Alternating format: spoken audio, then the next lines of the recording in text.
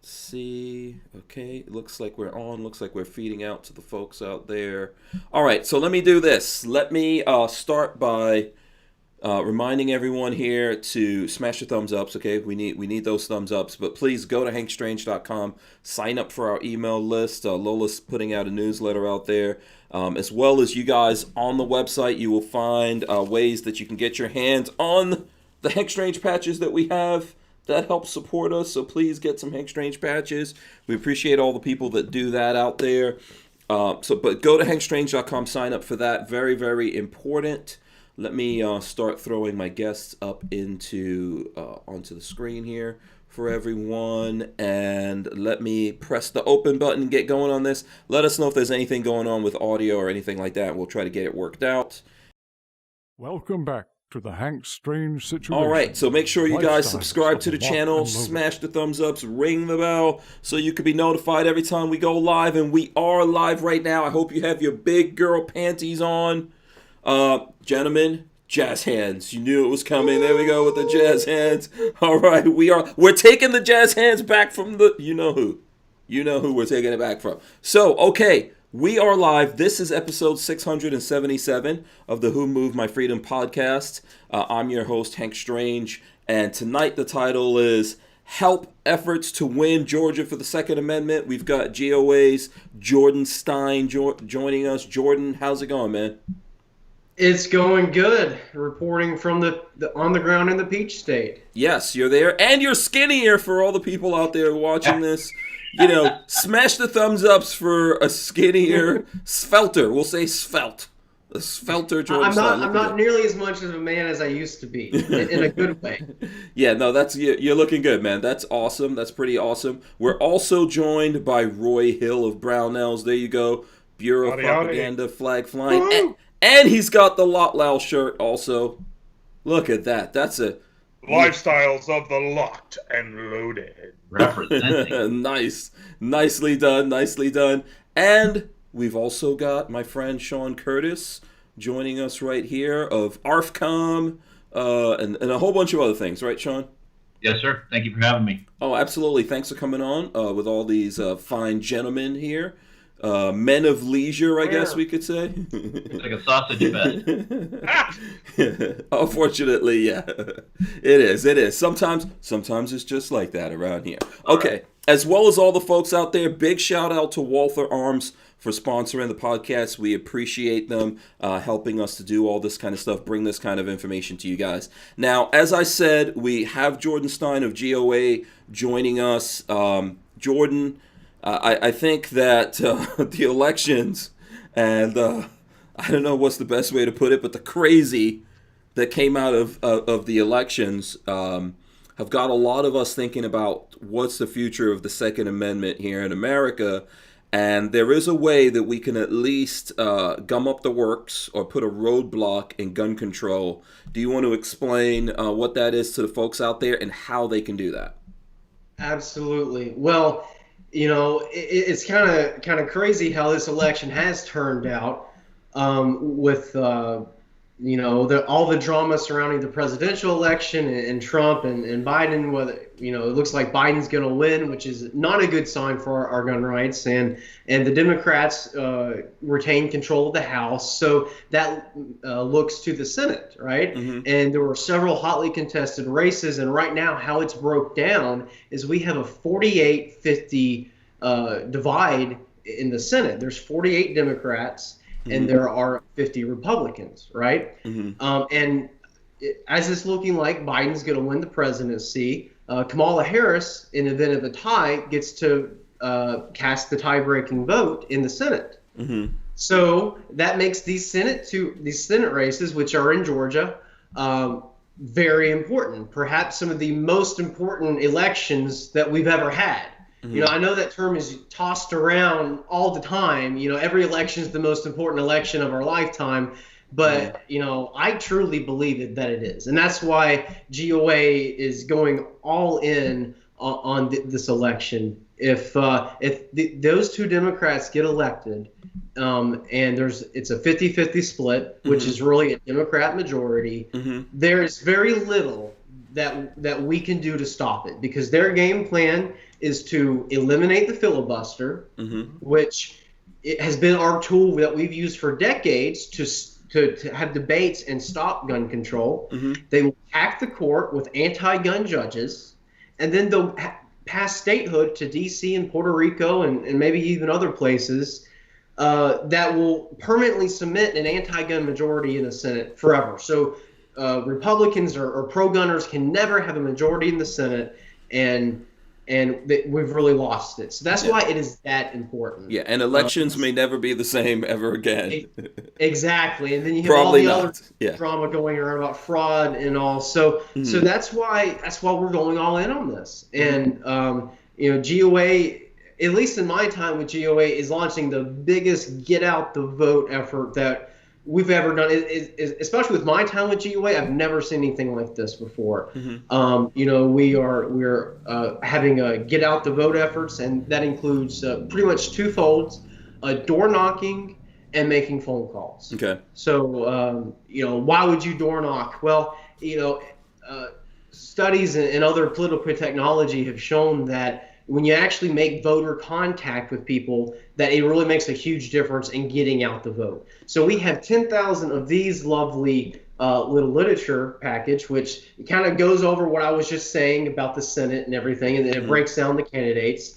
We have Kelly Loeffler and David Perdue. Those are the Republican candidates. Those are the pro-gun choices in this election. So that's the folks we're targeting. But by going out and knocking on doors and making phone calls, you submit the pro-gun voters, and you can outreach to other people who aren't necessarily will be targeted by the Republican Party. And that's what GOA is doing. We're targeting independent gun owners, Democrat gun owners, and additionally to some hardcore gun rights people, to hit people who the Republican Party really neglects sometimes. So that's why we're doing that. It's absolutely critical. And that's the reason why I came on, is because we need volunteers. The more people we have to do this, the greater our impact will be. I was door knocking today. Just my wife and I, we just got here, and we door knocked about 50 doors this afternoon. And that's a lot, and we're going pretty hard, but we want to be doing 500 doors a day. We want to knock 10,000 doors, and that's why we need help. So I believe a link's already been shared in the chat. It's gunowners.org/volunteer. You go there, you can put down your information, and then we will contact you to get plugged in. We have trainings for door knocking and phone calls. We will give you all the tools you need to be successful and do this, but we need boots on the ground. We need people doing this, and the more people we have, the better. So yeah. Feel free to jump in, Roy or Sean, as well here. There's a lot of stuff going on here. As Jordan said, there are links in the description of this video, as well as the chat here, and I encourage everyone watching us to share those links if you can help out in some way. Even if you're not in Georgia, you can do stuff to help with these efforts here. Right. Go ahead, Roy. One of the things I've already seen some other folks in the gun world already tweeting and social media posting that even if you are not in Georgia or you're not close to Georgia and you have no plans to go to Georgia, donate $100 or $50 to Perdue or Loeffler to the campaign. I mean, they can use every single penny. And something else I wanted to put out there to go along with what you were saying is the people on the other side are 100% serious about winning those two races. I don't know if you guys saw it, but Andrew Yang, who was actually an early Democrat Party candidate for president, he was the guy who ran on the universal basic income, which is kind of like a kinder, gentler name for socialism. Right. He announced on Twitter that he and his wife were moving to Georgia long enough to qualify to vote so they could go vote blue. Which is illegal. Right. But I mean, they would be basically recreating their 1845 border ruffian strategy with Kansas and Missouri. But I'm not going to go down that rabbit hole. But yeah, that's how serious it is. That they're encouraging people to move to Georgia to vote blue. Volunteer if you can. If you can't make it, donate $50 to one of the campaigns. Yeah, there's so much you can do. Sean, did you want to jump in here before we go back to Jordan? I'm good, man. Yeah, there's so much that you guys could do. Just help get this effort out there. I think it is a big deal that people often say, like, well, what's GOA actually doing? Right? I know you guys get those questions as well, Jordan. Are they actually doing something? Are they out there? They're effective? I could say that they're not the biggest organization in the world. They can definitely use more support, and you guys can help them. But I'm telling you, with the support that they have, they pour most of that money into fighting these anti-Second Amendment things that are going on. And then efforts like this, Jordan and his wife have temporarily moved out there. You guys aren't going to be voting illegally like Andrew Yang, I'm taking it. But, they've moved out there and they're on the ground doing stuff. Right, Jordan's boots on the grounds, and yeah. Salute, sir. Yeah, absolutely. So tell us some other ways out there, Jordan, that folks can help out with these efforts. Well, again, if you can't come to Georgia, which I understand not everyone can do, phone calls. You can make phone calls. This election will be decided by voter contact. The more voters that we can get mobilized to get to the polls, that will decide the election, decide the Senate, decide the future of the Second Amendment. And we have all the tools you need. We will train you. There's an app that you can use. Your phone number won't be used and put out there. It'll all be done through GOA'S apps and software. And we will guide you through every step. So phone calls, donating is excellent. Money's the lifeblood of campaigns. That keeps the ads running. That keeps everything, all the wheels going on the machine. GOA is also doing ads and robocalls and all other campaign efforts in addition to the boots on the ground effort. So that's it. We have to focus on this if we want to keep our freedom. It really just comes down to that. Yeah. Yeah, I'd like to jump in on that, Hank. Okay. I think one of the things that maybe some of the viewers might not be completely aware of is the concept of a supermajority. You want to jump into that a little bit and what's potentially at risk here? Absolutely. Yeah. What did you want to point out about that? Roy, what's the risk that we face if we have Democratic control of everything? They won't. Sure. They won't mess around like we did. But go ahead, Roy. Right. Go ahead and just you can Google it. The website's still up. I saw it this afternoon. It's Joe Biden's plan for gun safety. If you are unaware of the website, which is the official Biden campaign website, Joe Biden's plan for gun safety, just Google Joe Biden gun safety. There'll be a fundraiser page. You have to click on the little X in the upper right-hand corner and go past. But it's a whole incredibly horrible, awful litany of things that Joe Biden has been saying for months he wants to be able to do. One of the things he wants to do is he wants to ban the manufacture and sale of pretty much every single semi-automatic rifle and handgun. He also wants to ban the manufacture and sale of magazines that hold more than 10 rounds. Something that kind of gets my attention because of my current job. He kind of sort of says he wants to ban all online sales of ammo, gun parts, and guns.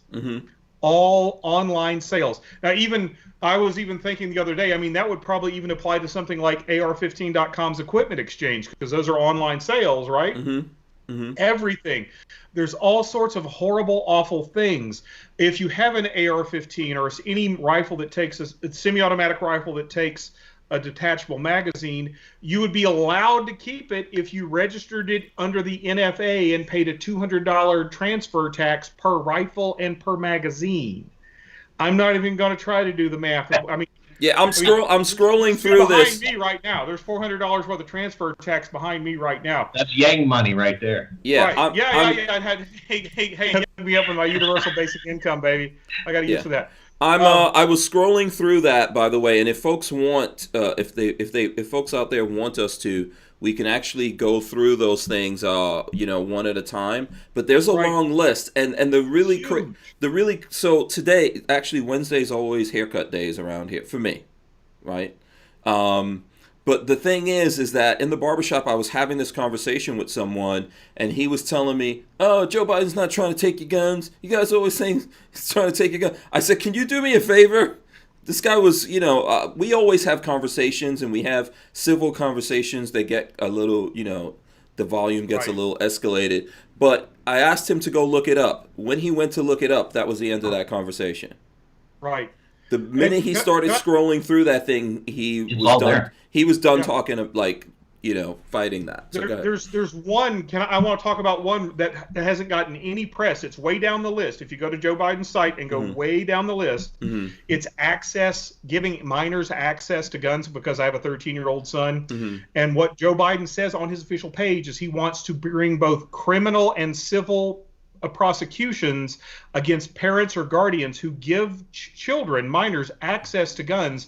And the terrifying part, read the last sentence, regardless of whether or not the juvenile actually gets possession of the gun. My son taking a gun into his own hands to go to the shooting range, he doesn't even want to prosecute me for that. He wants to prosecute me for having guns in the house with my son. And I'll show that right now on the screen for anyone who wants to see that. It says, hold adults accountable for giving minors access to firearms. Biden supports legislation holding adults criminally and civilly liable for directly or negligently giving a minor access to a firearm, regardless of whether the minor actually gains possession of the firearm. Regardless of whether the minor actually gets possession. So if he's just in the same house as the gun, does that count as access? Of course. I mean, it depends if someone wants to use that against you and red flag you or something like that, or take your firearms rights away, regardless of how responsible you're being. And let's bear something in mind here. This is the reason why that guy stopped having that particular conversation and went on to another one with me. This is just Biden's ideas. This is not even what they're going to, when they try to start making all this long-ass list, when they start making laws out of that, you have no idea what's in there until they actually do it. Right, Jordan? Right. Absolutely. I mean, Joe Biden ran on the most radical gun control platform in history. You look back to Obama, especially in 2008, he was kind of quiet about the guns. He didn't say much, this or that or whatever. And he really didn't have a voting history in the Senate because he was never there. Right. And even in 2012, to some extent, he was so quiet about the guns. But, Hillary Clinton, she ran on a gun control platform, and thankfully she lost. And Biden is the first president to run on a platform, and I know there's still a lot of controversy surrounding the presidential election, but if the electors appoint him in December, he'll be the first president to run on a gun control platform. And what scares me the most, really, is who he's going to appoint as the gun czar. Beto, take your AR-15 O'Rourke, and we all know how anti-gun he is, and truly, this is why the Senate is so important, because if we can get, the 52-48 majority, and Republicans are not always pro-gun. I hate on Republicans a lot, but I do. That's truth. That's facts. We have to hold them accountable. Right. Absolutely. But I believe that in this scenario, they should stop most of the nonsense, even if it's purely a partisan matter. They should stop most of the nonsense, and then we can work on getting pro-gunners in the House in 2022, and then a pro-gun president in 2024. That's what we have to do. But if we don't, then it's gone. And that's what's at stake. It truly is at stake here, and that's what we're having to do. I campaigned a lot at the local level during the election for pro-gun candidates, and I was like, well, after the election, finally maybe I can take some time off and maybe get the hunting or something. This is 2020, homie. But no, not the year for that, right? No days off in 2020. The Senate was going to be hanging in the balance on this. I'm like, we got to do something. Yeah. And that's why I'm here, and that's why I'm asking y'all to join me and save the Senate and save the country. It's very, very important. And as you said before, and I don't think this could be overstated, right? there's a lot of money pouring in on this, and folks on the other side have a lot of money to pour in here, and there's lots of shenanigans and dirty tricks that are going to be pulled out. And at the same time, they're hoping that people just have voting fatigue and walk away from this. This is just a weird way that Georgia works, but it's an opportunity. Also, people were asking when we were talking about this last night whether or not you need both or just one of these Senate seats. I would say that we need both, because you never know if someone gets flipped, or there's people.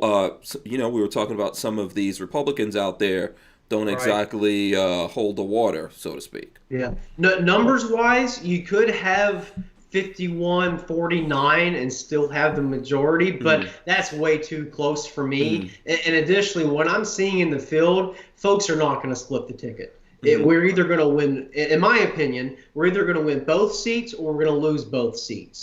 So, it's the way I say it's either going to be 52 or 48, and that's how it's going to be. And but it is 2020, so we might wind up being 51-49. I would really be scared there. I'm still scared. To be honest, I'm still scared if it's 52-48. But that is the best outcome we can have right now. Yeah, we really should be. I don't know. This to me is not fear mongering. These guys are not messing around, and if they're just waiting for this opportunity. And I don't really think you want Kamala Harris out there being the deciding vote on things. And I don't mean to fear monger, but I was Googling on my phone just to make sure I could confirm a story. Here in Iowa, we have two Republican senators. We have Joni Ernst and Chuck Grassley. Chuck Grassley's been in the Senate since the Pleistocene era. Chuck Grassley is 87 years old, and he just tested positive for COVID. Right. And I wish Senator Grassley a speedy, complete, and fast recovery. But I mean, that's the type of thing. I mean, if you have a razor thin margin, there's stuff that can happen. So, yes. Senator Grassley, get better soon. Yeah. And take your vitamin D. Yeah. It's really. I just don't know if people realize how precarious of a situation it is, and we've got to try to block as many things as possible. I'm with everyone else. I'm not going to comply with anything, right? I'm not giving up any guns. I'm not doing that. But I don't want to see that day when we have to make those kinds of decisions are not really where I want to go to. And we've got to step up the efforts here of trying to take this power away from these guys. For sure, I wouldn't argue with anyone that says that Republicans had an opportunity to cement a lot of these things and it didn't happen. I also wouldn't argue that the Supreme Court is just outright ignoring the Second Amendment, for sure. But we have to try to do things before we get to that point, because everyone's comfortable lives that they're enjoying out there goes away once that ultimate solution comes into play in a big way in America. Well, and I think what's ironic about that, Hank, is so many people got a little bit closer to that razor margin between peace and comfort and safety and security with all the rioting, with all of the hate and vitriol that came out from everything that's happened this year, that we saw those record numbers of gun purchases, and I think some of the people who might be new gun owners may not have that full understanding of their right, that they may not appreciate to the level that other people do. And if we're able to hold the line here, especially in Georgia, maybe we can work on reaching out to those folks and trying to bring them on board, because once we get that majority, once we can both agree on how important our Second Amendment rights are, no one that gets elected is going to be able to ignore that. Yeah, I think unfortunately, the Second Amendment should never become a political issue. Yep. Amen. Exactly. It should never have anything to do with left or right if you're a Republican or a Democrat. That's so insane that, we're looking at that and thinking, oh, this is a political issue that you have to figure out what side you're on of this thing, right? The people are born with the right to be able to defend themselves, including against the government. Yep. It just shouldn't be an issue. It's interesting that so many new people came on board. I think somewhere between 6 and 12 million. But so these are all new people, all people that fall into categories outside of what your typical gun buyers would be, all for their own reasons, right? I think a lot of people were maybe intimidated by what the news media was saying about the direction America was going in because of who the president is, which is insanity. Yeah. Then there's people who were intimidated by the fact that that they let out prisoners. Shut down cities. People called for defunding the police. We were seeing all these riots and looting and stuff like that. So I'm sorry, Roy, go ahead. No. I was just going to say from an industry insider point of view, and our CEO Pete Barnauls even been on like Fox Business talking about this. We started to see a real spike in gun sales and ammo sales about March 8th or so. Okay. So as more and more police departments started to say, hey, unless someone's being killed or something really horrible is coming, we're not responding to calls. More and more people under COVID-19 started to realize, hey, I really am on my own. Or you had certain municipalities, as you said, Hank, were releasing prisoners because of COVID concerns. Even before the civil unrest started in the summer, even with COVID, a whole lot of people, millions of people got a wake-up call that, oh, I really am on my own. Oh, if I call the police, they may not show up. Just because of policy changes. And millions of people started discovering their Second Amendment rights for the very first time because they were confronted with a situation where they were forced to realize that, oh, I might have to be the one to provide for my own safety and security, which has been the truth all along, but maybe not as evident as it was under COVID. Yeah. Right, but I think, Roy, that gun on the nightstand represents that immediate feeling of security and doesn't necessarily translate to the Second Amendment. And It does not, no. That's where we need to work. Yeah. And that's where we can try to make the connection that, oh, the Second Amendment means you get to have that gun on the nightstand. Right. Yeah. And I think We Run Guns has a good question here to that, and I'll pose this to Jordan. He says, what can we do to mobilize all the new gun owners? Well, I think personal relationships, are best. I'm sure throughout the pandemic and the unrest, you've seen people who are, hey, buddy, can I borrow a gun? Or I just bought a gun or whatever. Reach out to those people, especially if they live in Georgia. Make sure they vote. And say, there's certain political candidates who don't want you to have this, right? They don't want you to be able to carry this, to own this, or use it for your self-protection. And when you go to vote, that needs to be among your top considerations when you go vote. And that's how, I think using those in your personal sphere, is most effective because you already have that relationship, and hopefully they respect you. Yeah. So by the way, I see Jackie Billings out there. Does someone know Jackie? Yeah, Jackie is editor at guns.com, who just recently moved over to Pew Pew Tactical, and she is absolutely amazing. Awesome, yes. And I say her comment, she says, I interviewed a few newcomers previously anti-gun who bought guns this year. They all cited riots and COVID as the reasons they bought their first guns. Yeah, because you're realizing that you're just left out there. And I think this is why this should never be political. This is a human right, not just for Americans, for every human being on the face of the planet. Yes. Absolutely. Yes. Absolutely. And I don't want to be pedantic here, but I'm going to go ahead and do it. Okay. What lots of Americans especially, and what everybody needs to realize is the Bill of Rights, the Constitution. It doesn't give you rights. It guarantees you the rights you have because, as Hank was saying, you were born a human being. That's all it does is guarantee those rights. But and among those rights, life, liberty, pursuit of happiness, and the ability to defend your own life and your way of life, which is where the Second Amendment comes in. Yeah, absolutely. Our founders stated that our rights come from our creator. Right. Because the creator gave us those rights. Government has absolutely no business telling you that they can take it away, right? That's why they use the term inalienable. The government can't take away an inalienable right, and that's why GOA believes that all forms of gun control are an infringement. That's why we oppose the NFA and Hughes Amendment all down the list, and that's why we're here in Georgia trying to elect people who, for the most part, respect that right.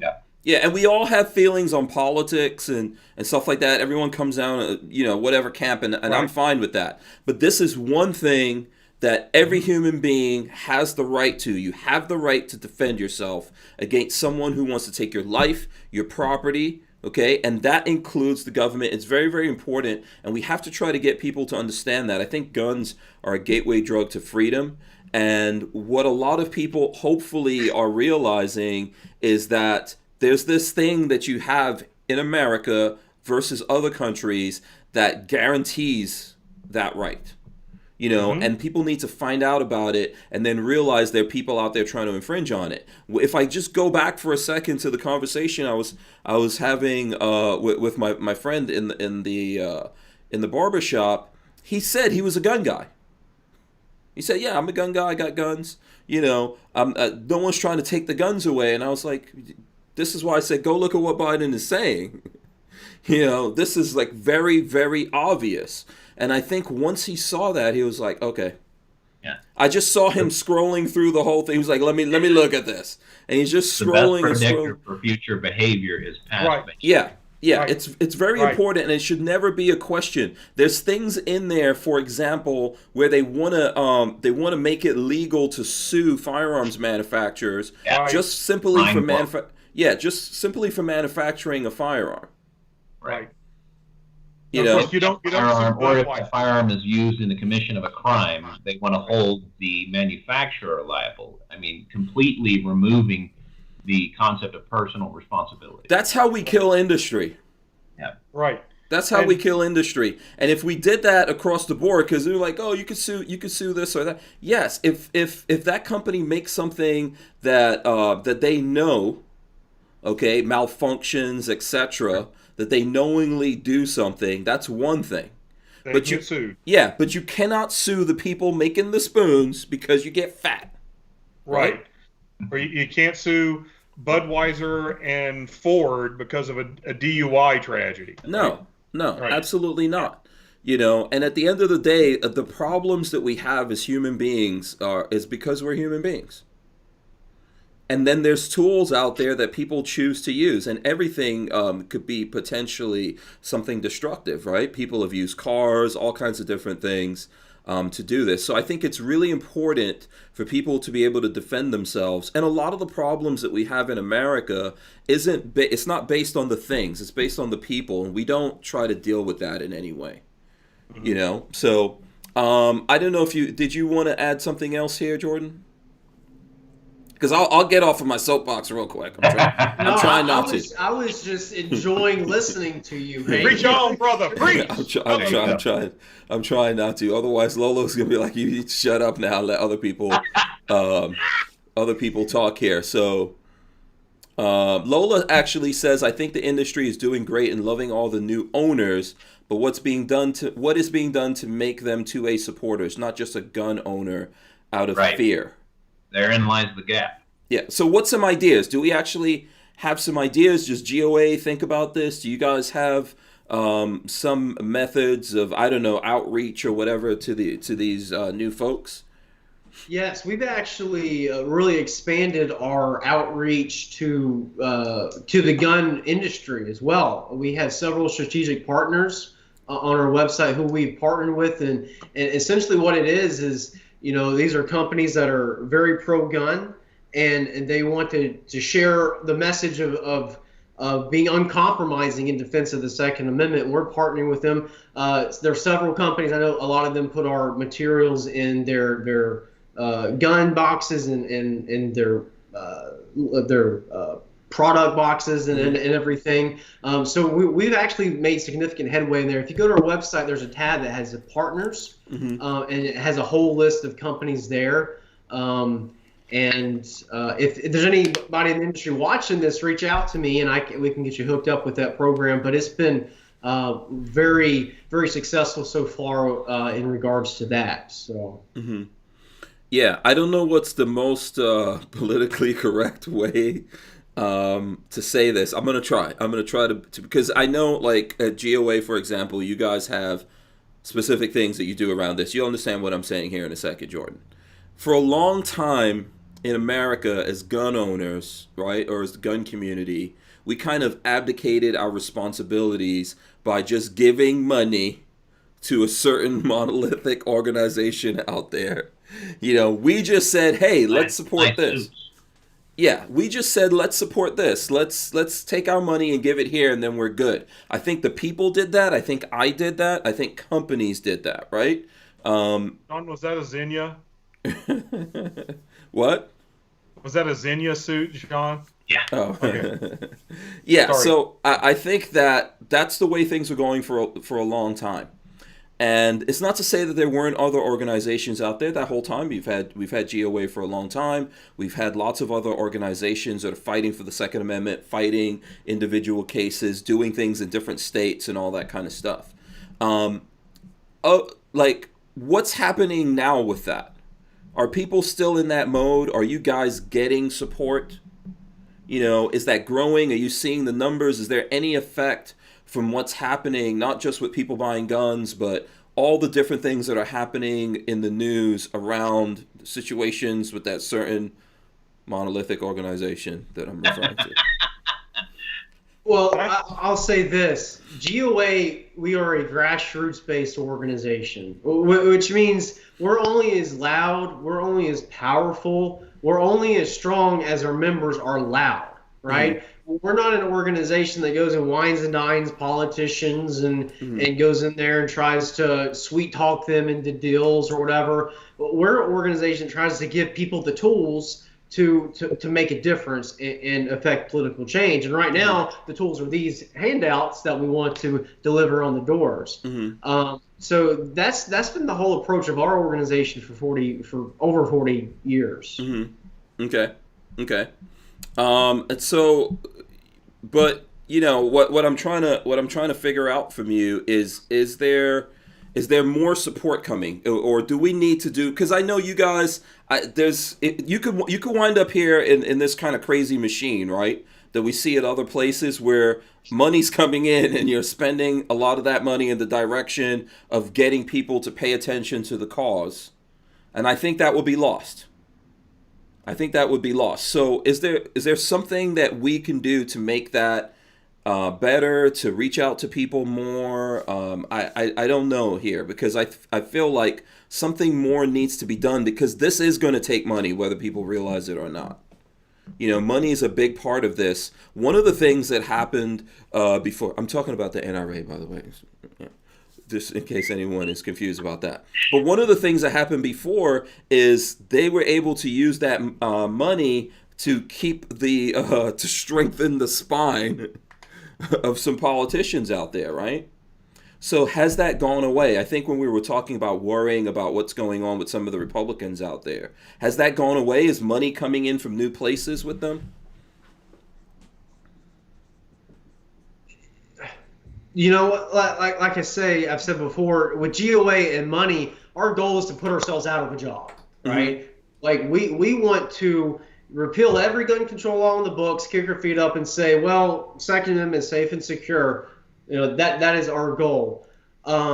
So that's just kind of where we're at right now. So. Okay. All right. Yeah, Hank, I'd jump on that. I think one of the issues that we ultimately face is, and it's funny because my brother Andrew from ARFCOM did a news segment the other day where he talked about the various gun support organizations and the amount of money that they collect and the number of people that they have supporting them and the amazing amount of money that comes from that membership. And then ultimately the percentage that they actually spend to further gun rights. Mm-hmm. And that monolithic organization had an amazing amount of influence and had an amazing amount of members, which, of course, generated an amazing amount of money. And unfortunately, that amount of money is tempting.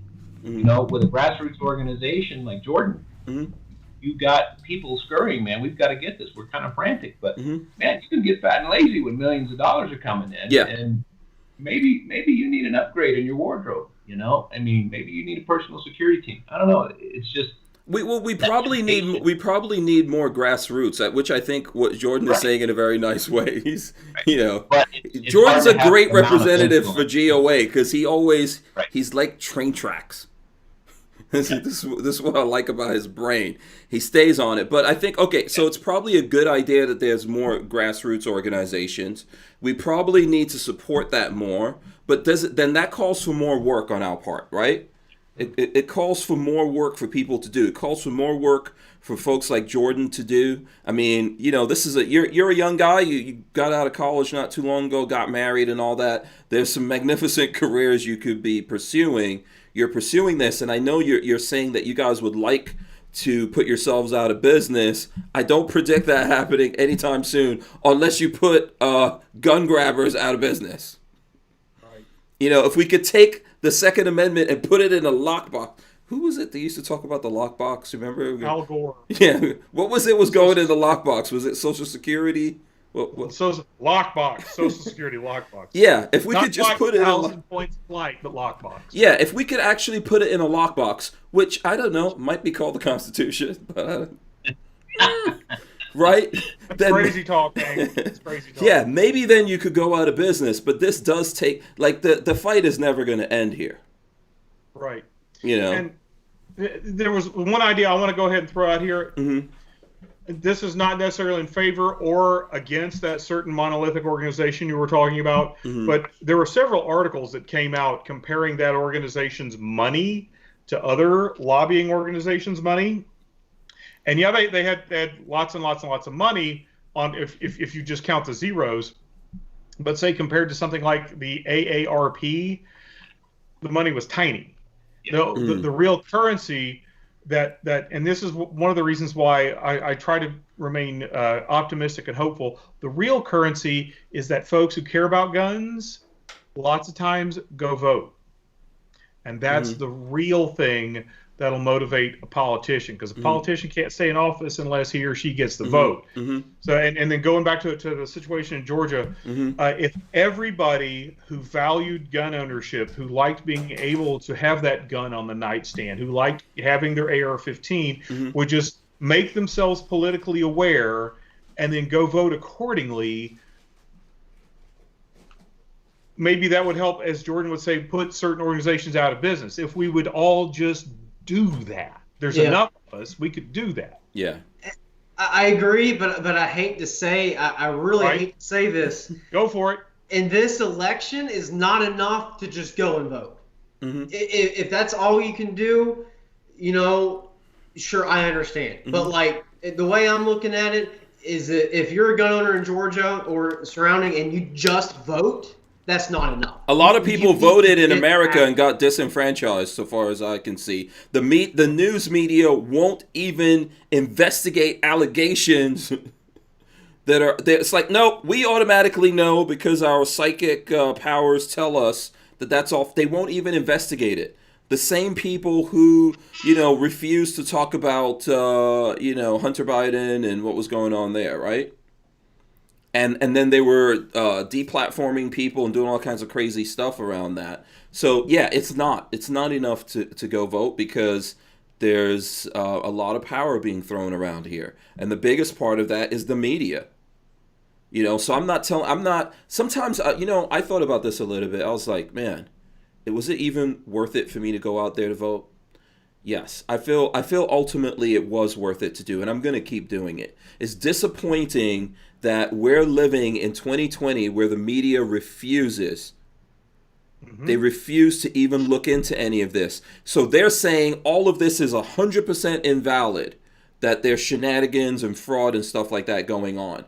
I would have more faith in them if they said, okay, look, There are some things going on here. We're investigating. We're looking into it. It's just straight up like this thing that we put here, Bureau of Propaganda. This is kind of like an inside joke, meme, kind of fun thing. They are straight up hitting us with yellow journalism and saying, no, nothing to see here. Right, nothing to see. Right. The media asks you to not believe what your own eyes are seeing. When you see a car behind you on fire and it's a mostly peaceful event, they're asking you to not believe what your own eyes are seeing, and that's another big challenge that we face. But and that's why I think seeing a mass exodus to like Parler is hopefully a good thing. GOA is on Parler, and I am on Parler, and I believe Eric Pratt is on Parler. So if you want to follow us, let me go. I'll look up all of this here while we're talking and roll it in for the people. I'm on Parler too. Who else here? Sean, I think you're on Parler. I just started an account. Roy, you're on Parler. Okay, let's go. Yep. Well, I'll find everyone. Go ahead, Jordan. I didn't mean to interrupt you. I'll find everyone up there. You're Jordan Stein on there, right? Yeah, I should be Jordan K. Stein on Parler. That's my handle across the board. But someone put into the chat, and I really like this. I was going to bring it up later anyways. Okay. There are 4 boxes to be used in defense of liberty: soap box, ballot box, jury box, and the ammo box. And right now, nice. we're using I like the soap that. box and we're using the ballot box. Right? I don't want to use the ammo box yet. Who put that up there? Do you know I don't who? want to go there yet. Who put that up? So we're doing everything we can. Soap box and the ballot box. Right. So, who put that up there? Let me see. I'm trying to find that. That was good. Do you know who said that? 42 chilled. Great job, man. 42 chilled. Let me see. Okay, I gotta find where he actually put it up there. Oh, here we go. Yeah, very great. That's awesome, by the way, 42 chilled. Respect. Respect to you on that. Yeah, I love that. We gotta figure out how to convert that into something, right, Roy? We gotta make that a bigger thing. I don't know where you got that from. Okay, so also a T-shirt in the making.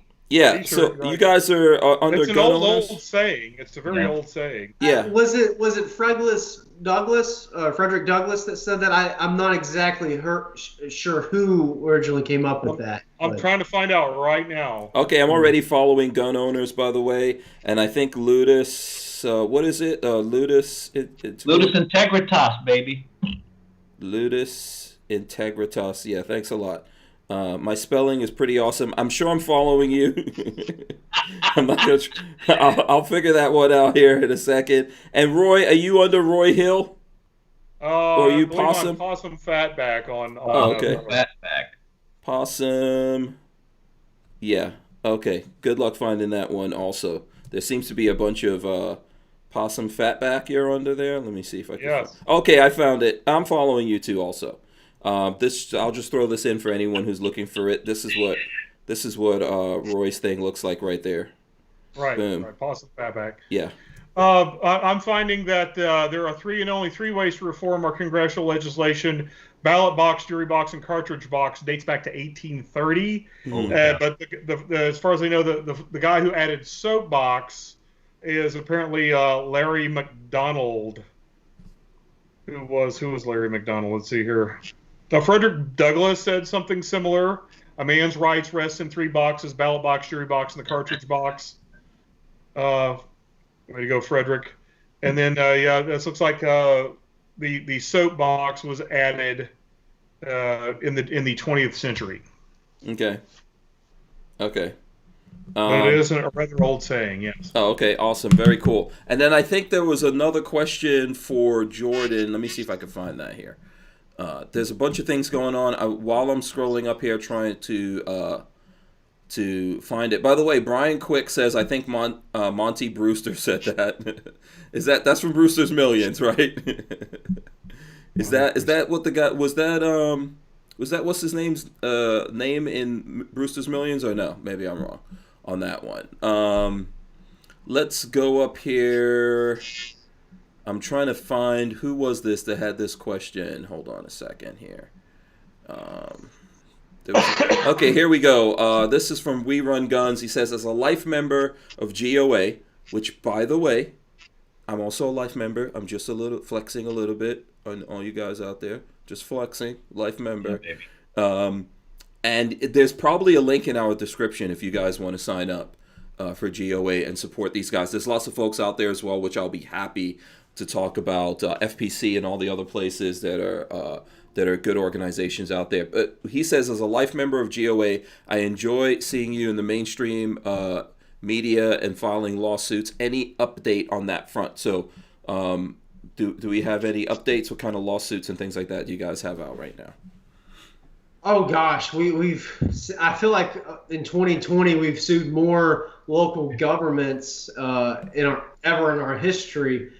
Several places during this year that have either shut down gun ranges or gun stores. I know like Maryland and Massachusetts tried to pull those shenanigans. We sued there, and I think we were victorious there as well. I believe in North Carolina, they stopped processing the really stupid pistol purchase permits and carry permits, and we sued there, and that forced them to reissue them again. Our newsletter, which should be dropping, our paper newsletter to our members, is highlighting many of those victories there. So our members, especially our life members, should be getting that in the mail any time now. I know the mail's been kind of slower because of the virus, but that highlights that with our top 10 victories. And then everything except ballots. The ballots somehow multiplied, though. I don't know how that happened.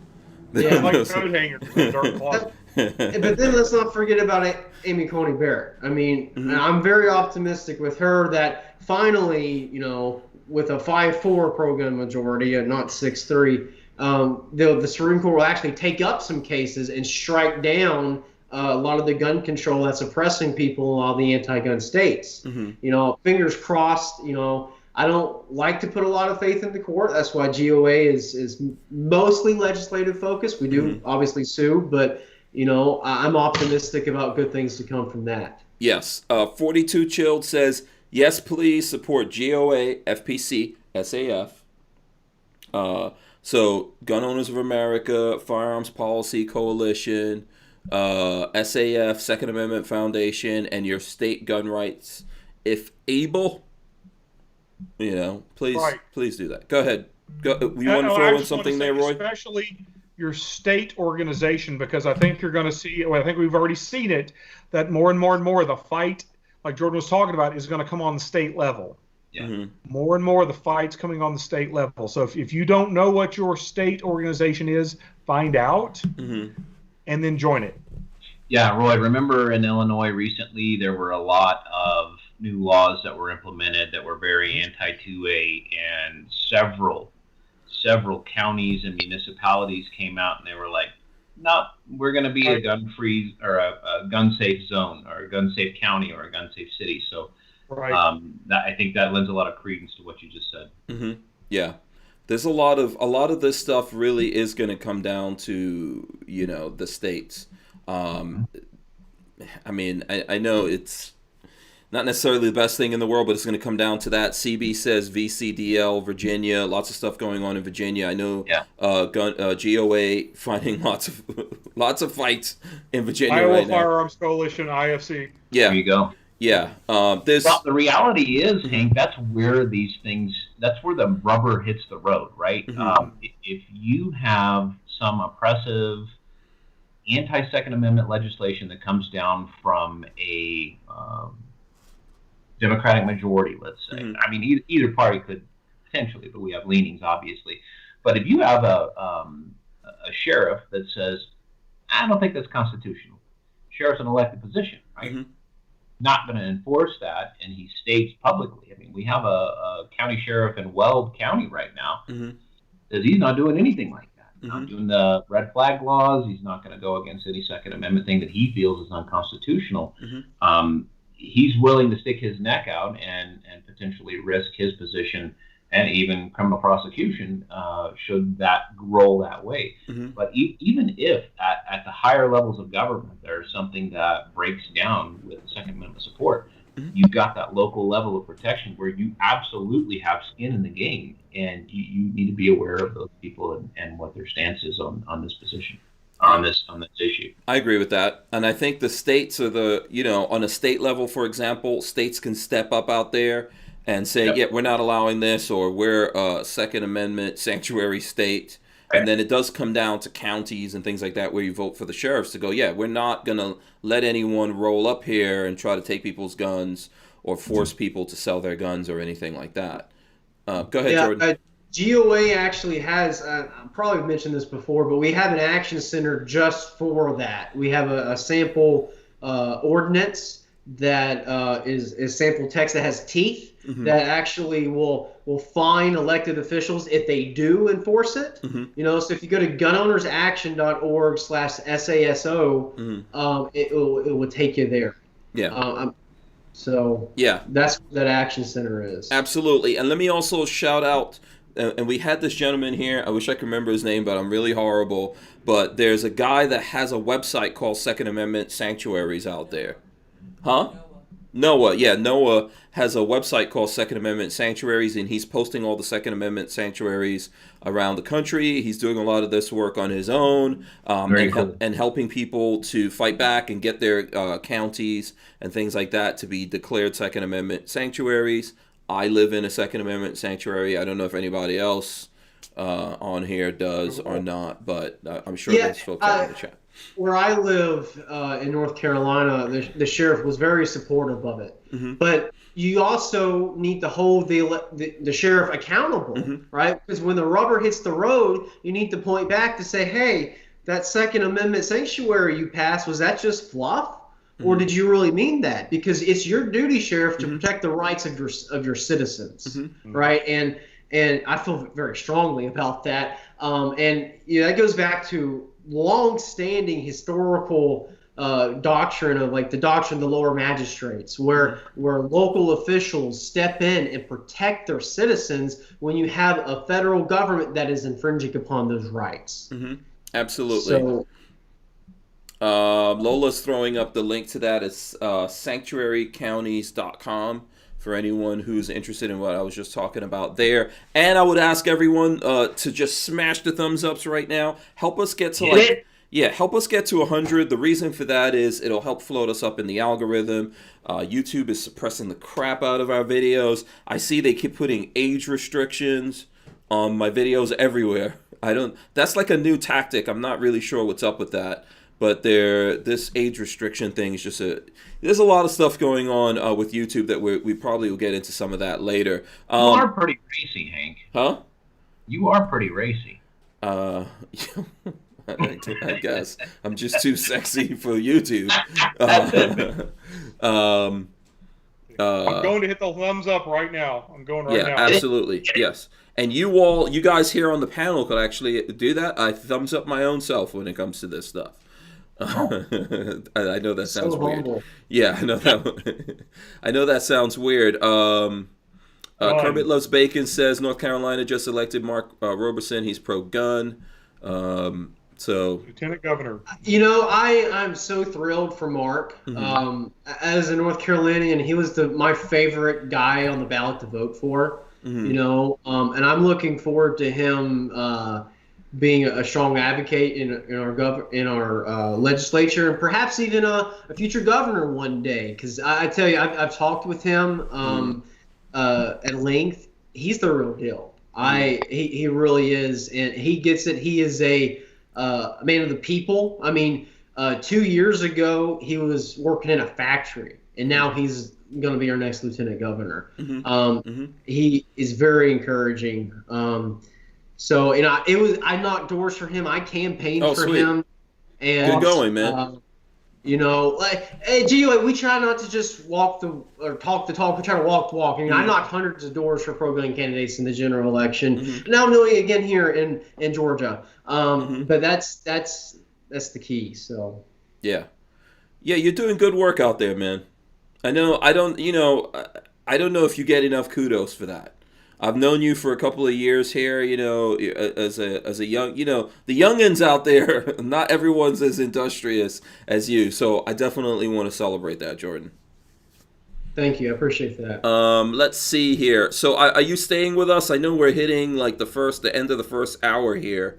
Are you staying with us? If you're going, we probably just need to go back over some of this stuff.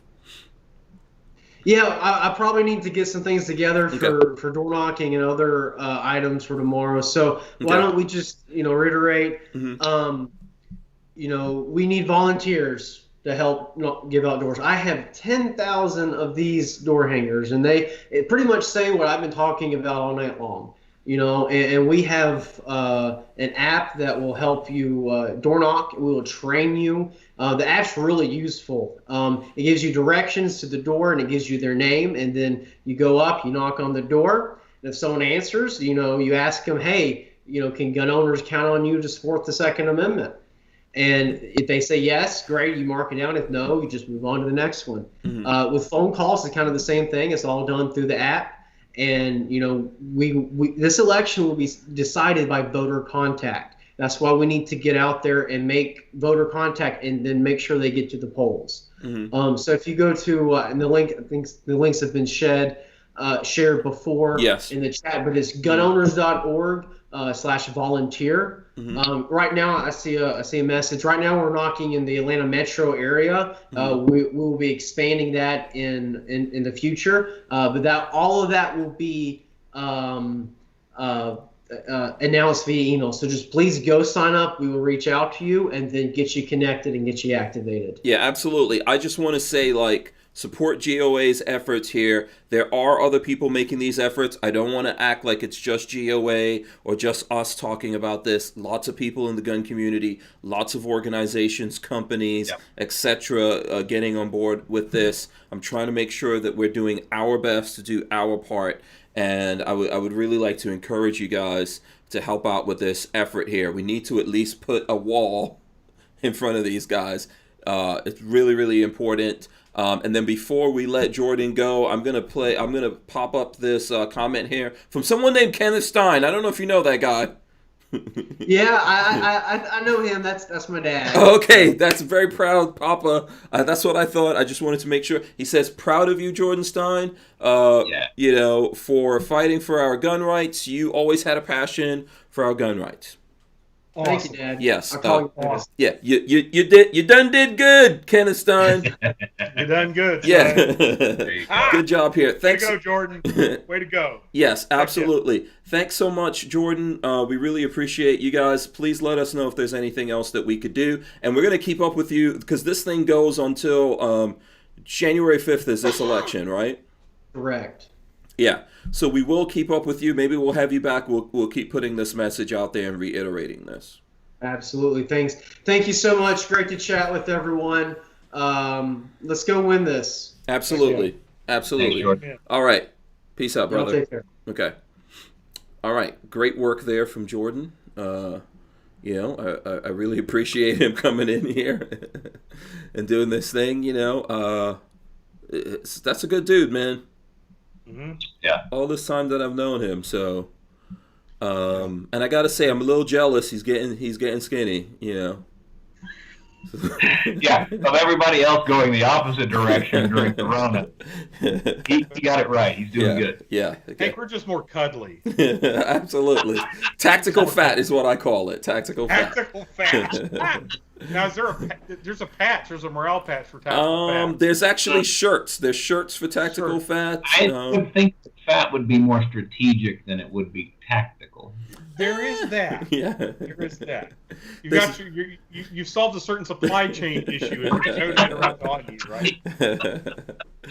Oh boy. Gary Filippo says just renewed my GOA membership. Very cool, Gary. Thanks a lot. Jeff Stevens says peace and love, peoples. Peace and loves. Gwen, excuse me, says peace and love. Absolutely. Always. Sivus Passum Parabellum. That's one of my favorite Latin sayings, or what are we supposed to say? Latin quotations, which means if you seek peace, first prepare for war. Yes. So, because when I started doing this, there were a lot of people like, oh, why do you say peace out all the time? How are you going to be a gun guy and you're always saying peace? Yeah, I want peace, bro. Yeah. Yeah, brah, like my kids say. I don't know if you guys. I know Roy has kids. Do you have any kids, Sean? I do. Yeah. Yeah. Are your kids old enough to do brah? That's what they do. Oh yeah. Oh yeah. I hear it quite a bit. That's so annoying. They sound like goats. My sons are like brah, brah, brah. Come on, brah. And then when I start making fun of them and I go brah, they go brah. Oh yeah. And it just goes around in a circle. I'm like, this is what is happening to the youth. It's like, dude, I guess. Oh my goodness, we sound like our parents now. Oh no. Right. Yeah. I just think of all the money I spent educating my kids, and they're still, they're still talking like that. But yeah, I guess you just gotta, you know what, dudes, people, we're just cavemen at the end of the day. Absolutely. Nolan says gun owners want peace. 100%. That's what. Yeah. Jerry Parker says peace through superior firepower. Amen. I saw a great quote, and I can't remember whose account it was, but it was on Instagram the other day, and they said basically that only if you're capable of great violence are you potentially peaceful. Mm-hmm. Because if you're not, then you're just harmless. Mm-hmm. Deep. Who said that? I can't remember, man. I'll find it though. Yeah, I'll find it. Absolutely. Yeah. Yeah, because that really hit me to think about that. We live in a world where not every day is guaranteed. Not every trip to the grocery store is going to necessarily end the way you think it will. Right. And if we're not prepared to defend ourselves or our families, then we're potentially the victims of people that don't necessarily adhere to the laws of civilization. Yeah. And I know this is not necessarily true 100% everywhere in America, but America is the most peaceful country on the face of the planet in terms of inside of America. Now, we do have some places where it's not like that, and there's reasons. And I think if the people in those places, it was easier for the law-abiding, hardworking people to defend themselves, we would see more peace there. But let's keep in mind, like how we had 6 to 12 million people, let's just say 12 million people went out there when these things happened recently, which I know is not peaceful, but people went out there and made these gun purchases. Think about other countries. Do you think other countries allow you to do that? When people were worried about it, not a lot of them. No. So Lola says Chicago, Baltimore, Jacksonville, not peaceful on any given weekend. But I think that there's places, even inside of Florida, that it's made very difficult there for people to defend their neighborhoods legally. Right. And I think if they were able to do that, that a lot would change. That's just something that I think if we, I don't know if we want to get caught up in that. Edward Andrews says, Hank, did Lola knock your front tooth out? Laugh out loud. What? Why is that? Do I have something on my? I got my teeth. What did I say something terrible? I don't know. No. I don't want to start showing my teeth. I got my, I don't see anything. I don't know what that's from, Edward Andrews.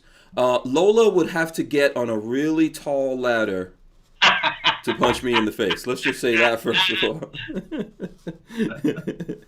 She's going to have to drag that ladder out. No, brother. All she'd have to do is catch you when you sleep. Then she's probably just going to hurt herself. So,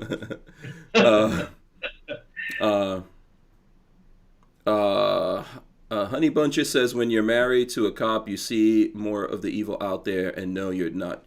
You just are not safe. I do not like the feeling vulnerable. Yeah, but I'm telling you, this country is very peaceful based on the fact that people here can defend themselves, including from the government. Even though we've seen people get out there and riot and loot and stuff like that, we've seen far worse happen in other places. Yeah. Mm-hmm. And we've seen those places descend into utter chaos very quickly. Yeah. That's not going to happen so easily here in America. So, let's see. And I'm trying to figure out. Okay, Lola says, how is Barnauls preparing now that SHOT Show 2021 is officially canceled? So Lola wants us gently to move on to another thing. But that's a good question, Roy, Right. of Barnauls. What is Barnauls doing for the great cancellation of SHOT We're Show? going to do something. I'm not at liberty to say exactly what that is yet. Okay. But I will say that we are going to be doing something, and hopefully there will be some things I can divulge soon. And I hate to talk cryptically, but I know we've got some things going on. Okay, so all right. I can answer that a little bit too, Hank. Huh? I can answer that a little bit too. Okay, all right. Go ahead. So I write for a number of publications, at least one, Pew Pew Tactical, Guns.com. In the print side, I write for American Survival Guide and the Glock Annual. Also write for, or started making videos recently for AR15.com. I have reached out to just about all of my industry partners and said, hey, SHOT Show is not happening this year. Do you have anything that you want us to cover? And, obviously when you produce content for different areas, you have different audiences, and based upon where they want that exposure, several of them have already gotten back to me and said, yeah, we absolutely have things that we want to get out to the public, but we're kind of reorganizing right now. And as soon as we get our plan together, we're going to reach back out to you and we'll let you know. So I imagine that I will be writing several articles that are having a working title of things you didn't see at SHOT Show 2021. Right. Things you didn't see. Right. Like anything. Right. Yeah. I'm pretty sure there's lots of plans because other industry categories, like the car world, for example, or there's different things out there, but I'm just going to talk about cars because that's another passion of mine. Besides the gun thing, they're making these kinds of plans, right? SEMA show, I think, was already supposed to happen or is about to happen, and I think they're doing something called SEMA 360, which is kind of a live thing, and there's variations. The car industry is either inviting folks in to do things with them or sending things out or getting online doing live stuff. So I'm going to assume that there's going to be a little bit of that sprinkled around the industry. I know you can't talk about it, Roy, but you guys are like looking at your options and thinking about what's the best thing to do. Yeah. We've in fact, we were kicking around some plans today. So I don't have anything I can really talk about yet. I'll just say that we're making some plans. Things are going to happen. Okay. And as soon as I'm at liberty, put out a press release, et cetera, I will jump on the horn and blast that far and wide. Yeah, there's a lot of things I think for the folks out there that are wondering about this that could be done.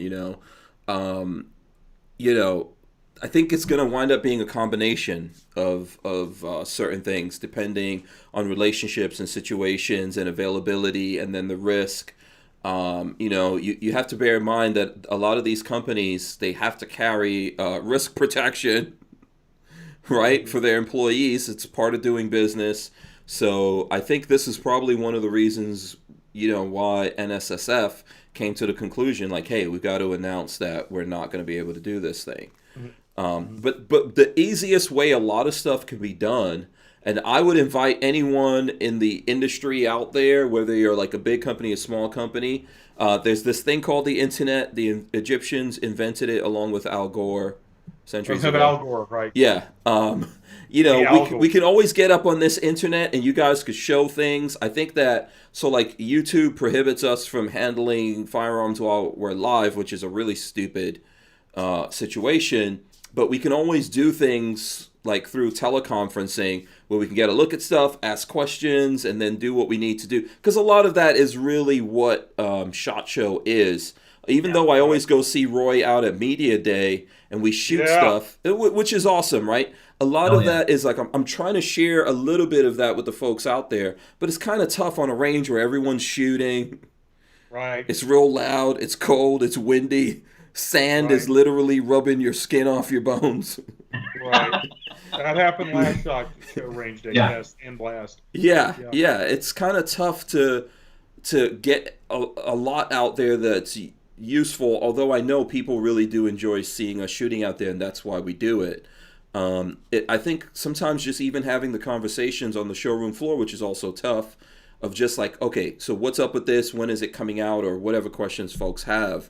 I think all of that is useful, but nothing beats when you actually get your hands on those things. And oh man, you know, absolutely. when folks like Sean write articles on it, dig deep dive into it, or we get it out on the Hacienda, for example, and see, does it work out there? Is it idiot proof?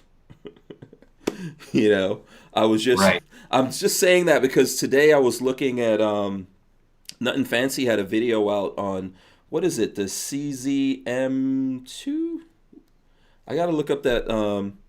Isn't it the CZM2 that Nut and Fancy just did a video on? Let me see if I can pull it up here. I was just looking at Nut and Fancy and his son. They had this video up. Hold on. I thought it was really interesting. Let's see, what is it? CZ Brand 2MS. Have either of you guys seen this? I'm looking at a picture of it right now. It's basically looks like a semi-automatic rifle caliber pistol. Yeah, it's a pistol, and it's I think it's a mid-length piston driven.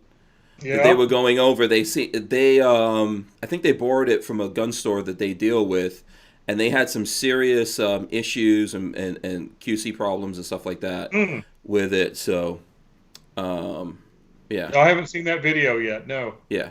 I enjoy Nut and Fancy. I don't know where the folks are out there on Nut and Fancy. I think his stuff is pretty awesome, and I enjoy how he does what he does. He's like one of the first people I started looking at. I think Nut and Fancy, Military Arms Channel, those are the first guys. Of course, Hickok 45. Right. No one has a bigger library. One thing you can say undeniably about Nut and Fancy is how thorough he is. Yeah. Yeah, absolutely. I enjoy Nut and Fancy stuff. I haven't actually, because I don't, it's tough to even, there's so many videos and things like that out there, but every now and then something comes up and I'm like, oh, let me check this out. Haven't seen Nut and Fancy. And his stuff tends to be a little bit longer, but yeah, I enjoy it. Yep. At the end of that, I think I can make a decision. Based upon his recommendations. One of them was the Stava AK-47, and I love that gun. Yeah. YNH says Hank loves his tabletop reviews. No, I think Nut and Fancy does good tabletop stuff. Yeah. I don't know if he's saying he loves him or I love him, but those are both true. Either way. So either way you want to go with that. Okay, so I think we answered that question. We've got a little bit. Usually we do SHOT Show in January. Right. So we've got a little bit of time to figure that out for the folks. And I think also, isn't it true that in the last couple of years, a lot of things are coming out before SHOT Show?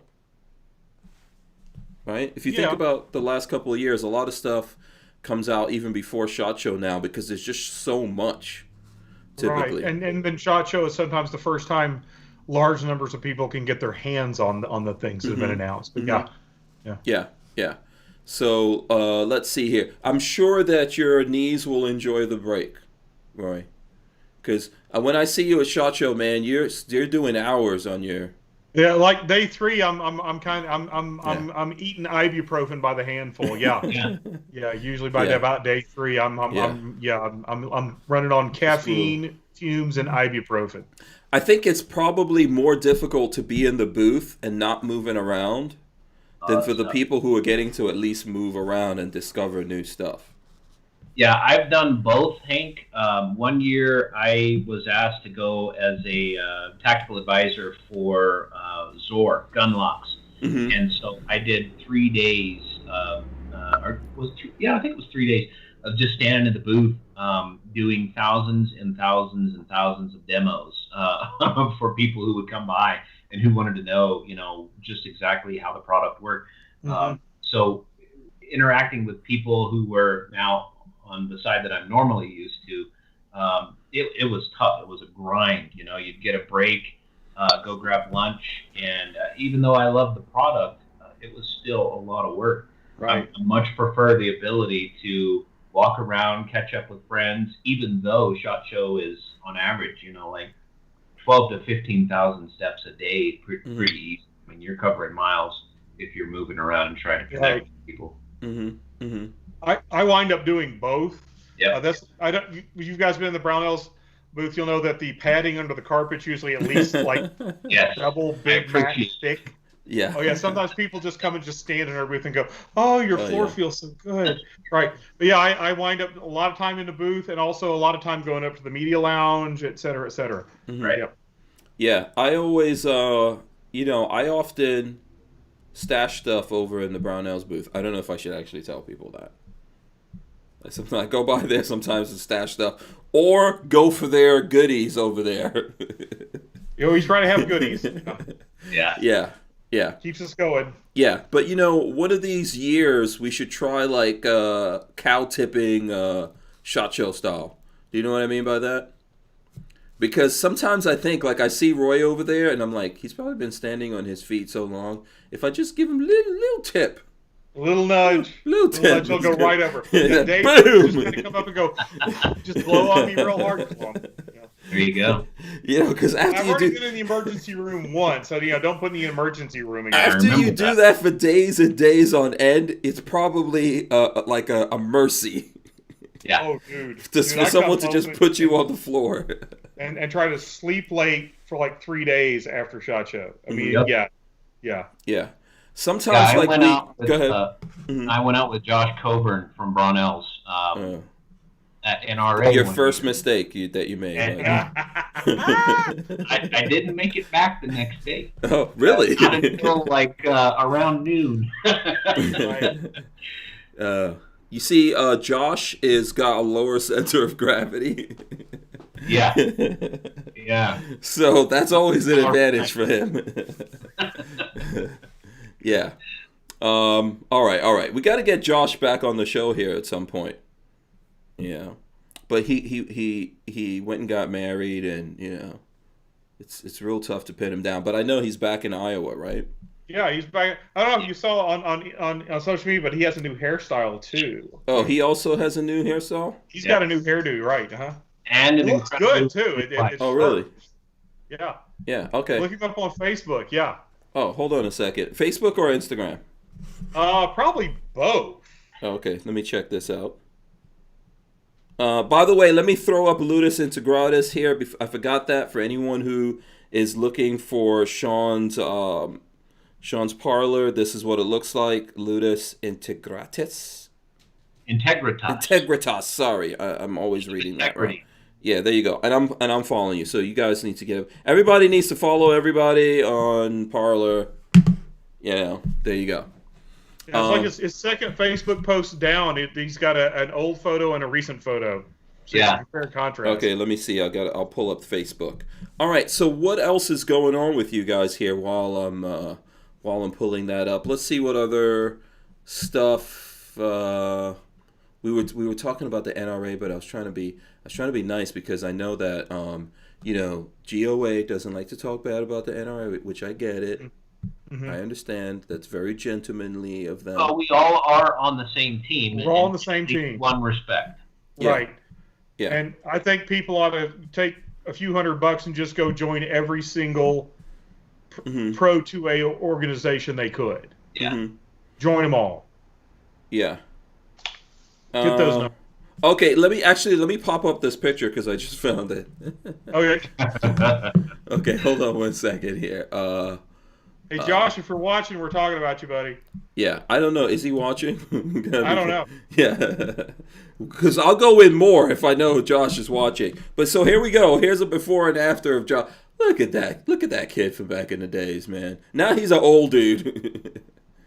So what's this? Let me see. Let me get a look here at the. Now, I haven't seen it in person. I've only seen it on Facebook because I'm working from home. It's a little bit more slick back. Is he using the hair gel? Like what's his name? What's the name of the other guy that uses a lot of hair gel over there at Barnauls? Oh, Barron. Yeah, Barron. Right, Barron. Yeah. Lots of hair gel. Go. No, Josh is looking good, man. It's got that beard is getting That beard's going to be taller than him soon. I've got beard envy, man. I've got Yeah, I'm beard telling you. Yeah. I got hair envy. Yeah. Yeah. Well, I mean, everyone can't have beautiful flowing locks like Roy here. Right. Got the COVID curls, baby. Yeah, Roy takes every opportunity to get in front of a fan. I noticed. Yes, I do. I saw all that craziness. Oh yeah. On social media. Yeah. But, I do want to talk about something kind of serious. Okay. It's on the Barnauls website right now. Mm-hmm. We started on Veterans Day, which is, I guess, 7 days ago. If you get on the Barnauls.com and search Veterans Shirt, we are selling 3 limited edition T-shirts, and every single penny of profit we make off those 3 limited edition pro veterans T-shirts, we're donating to the one of the military charities we're very proud to support called Special Operations Wounded Warriors. SAL, as it's called, Special Operations Wounded Warriors, is dedicated to helping Purple Heart recipients of the Special Operations community. In fact, if you go to sowcharity.com, SOWW charity, oops. Okay, so I see there's a couple of different ones. There's like I Heart Vets. Shirts, yeah, right? Proud Proven Veteran and built by veterans. Mm-hmm. Yeah. Okay. Very cool. $19.99 on the website. Okay. I'm sorry. I just wanted to show folks that. So Cool. Okay. But yeah, we're not making any money off those shirts. Mm-hmm. Every single penny of profit, and they're only going to be for sale until the end of November. Whatever profit we make, we're donating directly to Special Operations Wounded Warriors. Sowcharity.com if you want to check them out on the internet. Oh, very cool. All right. Awesome. Yeah. So, and so you said there's also a website separately for that, Roy? Right. Sal Charity has its own website, sowcharity.com. Some of the specific things they do is they take Purple Heart recipients, wounded vets who are members of the Special Operations community, and they take them on hunts and outdoor activities. And they also have various therapeutic retreats, and they're also hooked up with a group called Baden Canine in providing service dogs. Okay, very cool. Of course, if you know anything about service dogs, they're not cheap. Yeah. A highly trained service dog is not just a regular critter. It's not just a regular pooch. It's a very highly trained, specific, mission-focused dog, and they're also helping provide wounded vets with dogs. Yeah, and they're you're right. They're not cheap, but they're amazing what they do for veterans. Like I think you and I saw that firsthand in Florida. What was that? Like a month ago or something? Yeah. Yeah. So, I think well worth it is the best way to put that. Well worth it. By the way, I'll throw up. Here's a picture of me and Roy hanging out. Did you come cigar event? Yeah. Did you? I can't remember if you came on after that or not. No, I was trying to, and in fact, there was a SAL event that I was kind of on call for here in Iowa. Mm-hmm. We really didn't publicize it. It was kind of a private event, but I was planning to come on after that, but I wasn't able to because I was otherwise employed. Yeah.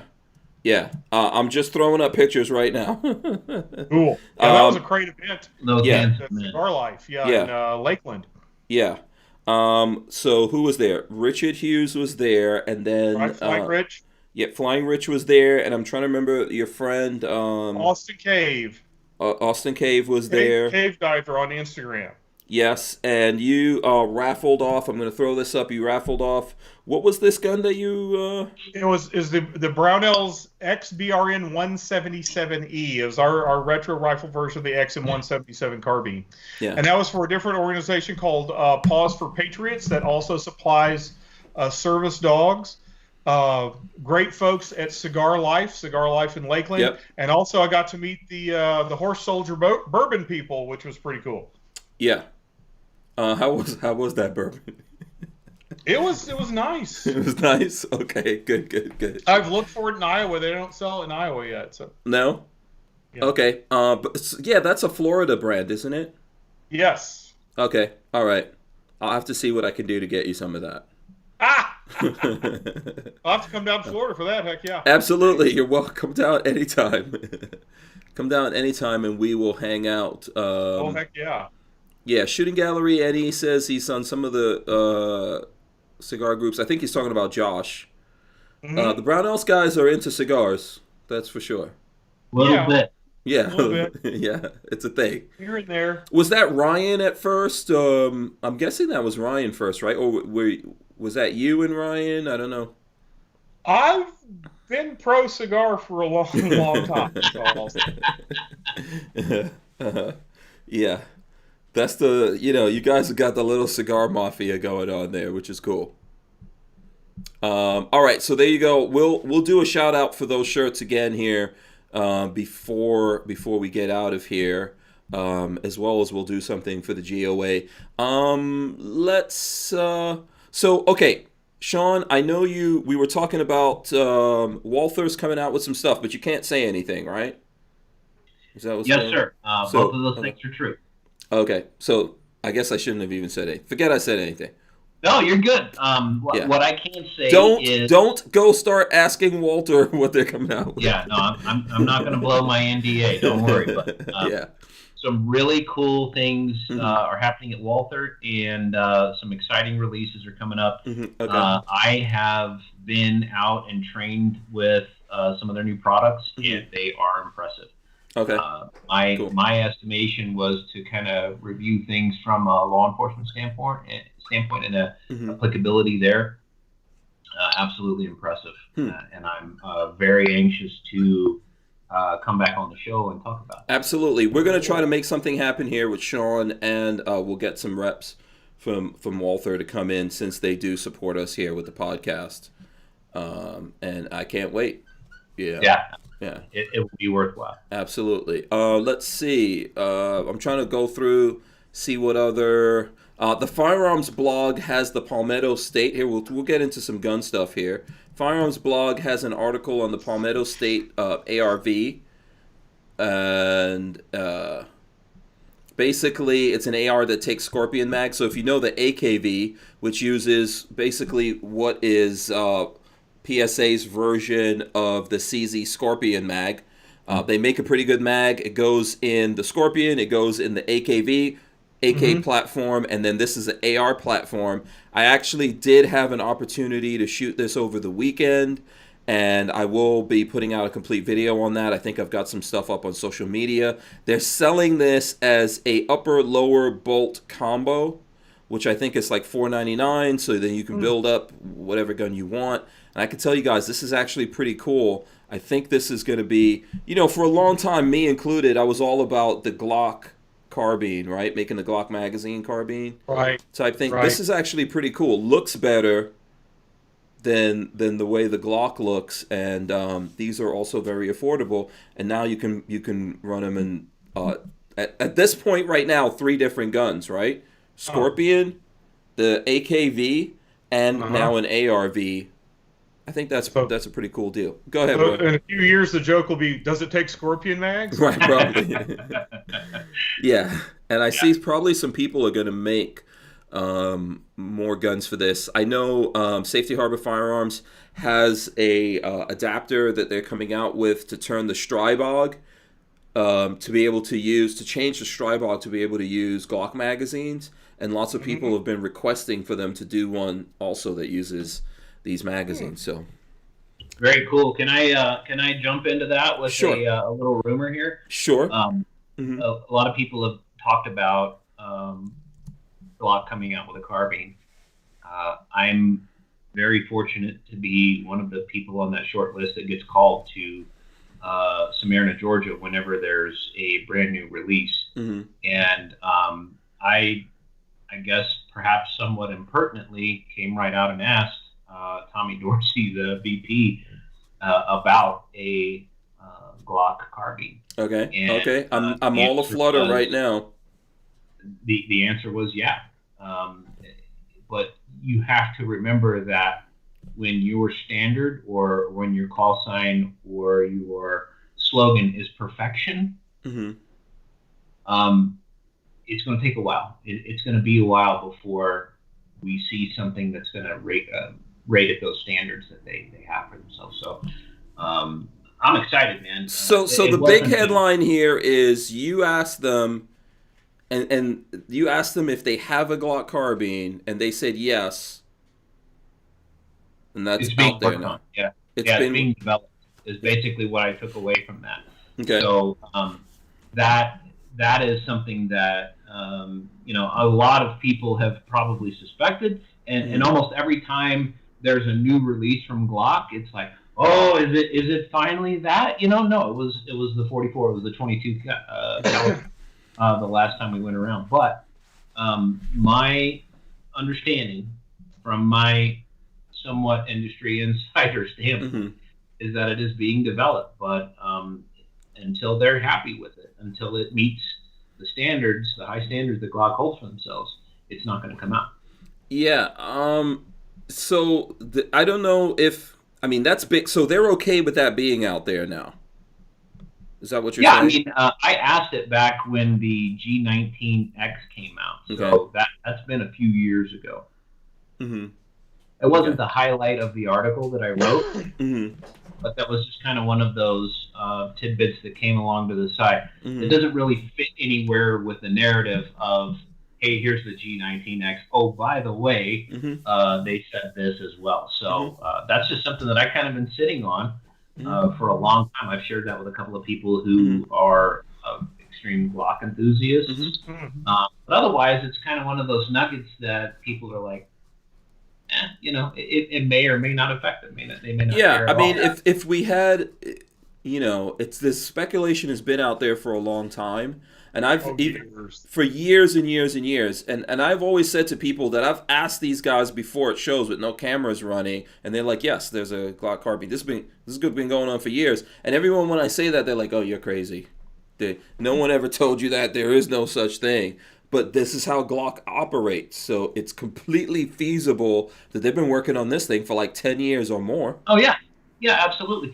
And if you think about it, it makes complete perfect sense. Would a Glock carbine sell in the millions? I know I'm buying one. Yeah, it absolutely would, right? So the one thing they're going to want to do, they've got built-in customers. I'm getting one just no matter what. Yeah, absolutely. And I'm right there with you. But I think the other thing is,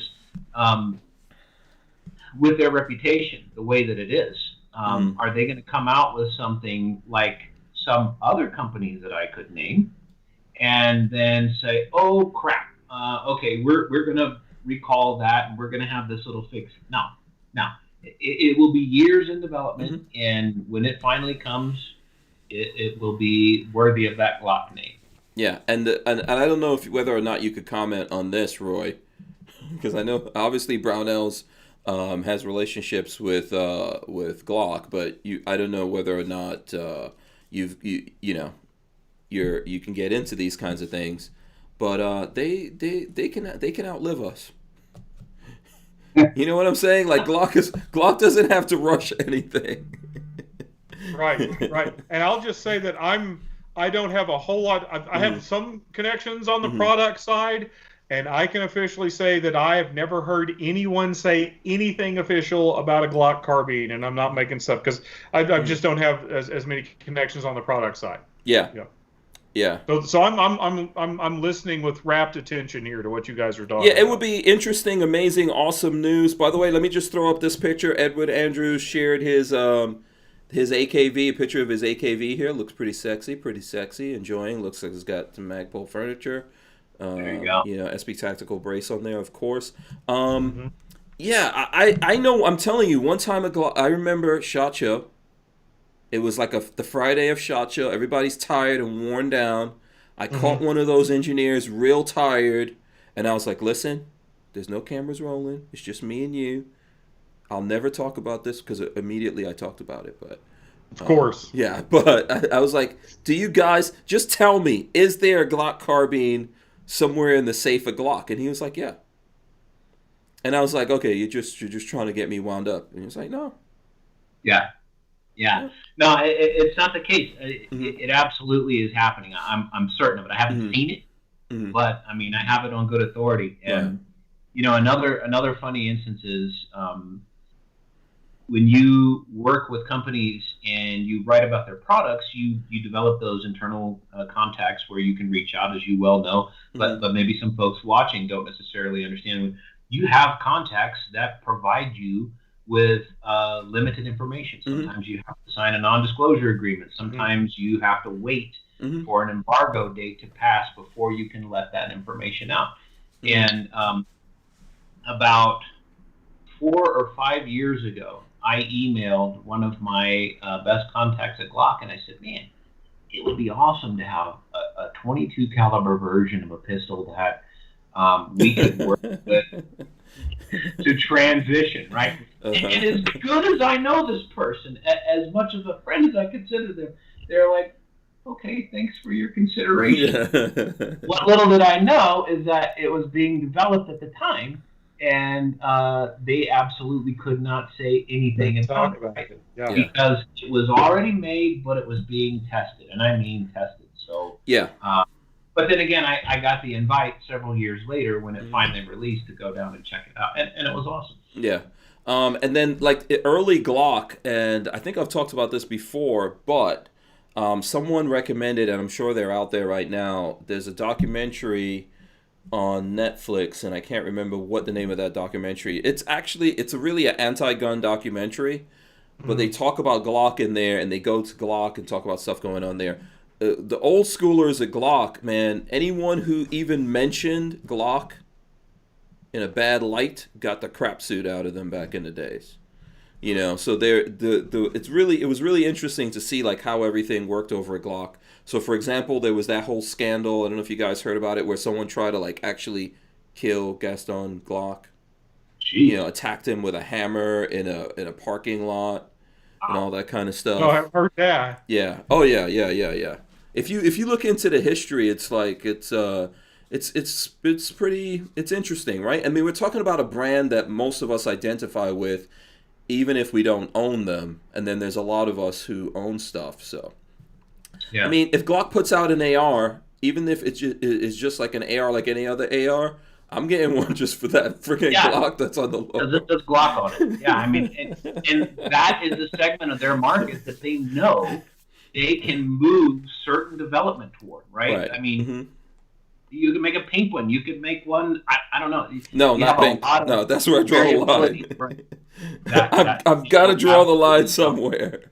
Oh, yeah, and then as many people as come out and say, oh, God, this version sucks, or that version sucks, or I was hoping for this, rest assured, they will sell by the millions. Yeah. If it's a pink one, I'm putting Illumihide on it, Roy. Don't worry about it. I'll look you up. I'm going to Illumihide the crap out of it. They'll shoot accurately and reliably. Yeah. Roy, I got a lot of flack here when I was showing the pictures, so this is like a shameless plug, obviously. But shameless plug.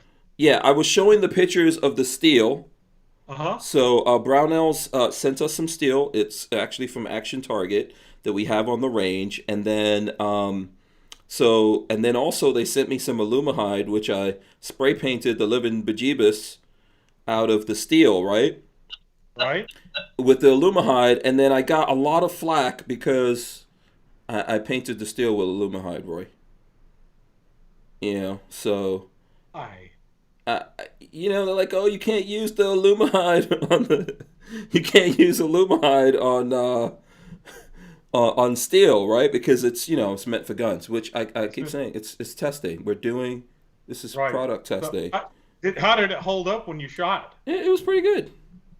I thought it was good. I've got here. I'm gonna run in some video right now of us spraying. This is us spraying different kinds of Illumihide on there. Let me see. I got to go back and play this one again. Let's see if we can scrub in there. Here's the Illumihide that we used for anyone who's interested in that. Hold on. Let me see. Let me go out here and here. Here's the videos right there. That's me and Richard Hughes, Flying Rich, spraying up the Illumihide. I think it's good stuff, man. Yes, of course, we're putting it on steel and then we're shooting the crap out of the steel. Right. But it's still awesome. And then I really do like that. I do like that stencil that we made for the BOP. That looked really cool. That Yeah. looked awesome. Yeah. And by the way, we used that when we had PSA out there. We used that stencil of the target. We used it to quickly zero an optic. Cool. Yeah, I'm watching you guys spray paint targets right now. Yeah, we'll Illumihide. And all these guys are like, how dare you? That's sacrilege. You're supposed to use cheap paint on the steel. You know, It looks good. I think it's testing. I think it's testing. This is how we know you can shoot. You can shoot propaganda is worthy of additional expenditure. Yeah, I would agree. Wink, wink, nudge, nudge. Honey Bunch just says maybe gray, not pink. There's no pink Illumihide, thank goodness. I hope not. Don't ever. Roy, don't do it. Don't do it. Don't do Chartreuse might be kind of cool. Well, okay, you know what kind of Illumihide I would really like? Gold. Well, what kind of? Gold. Gold. Ooh. Gold Illumihide would be so awesome. It's probably the price per can is going to probably triple.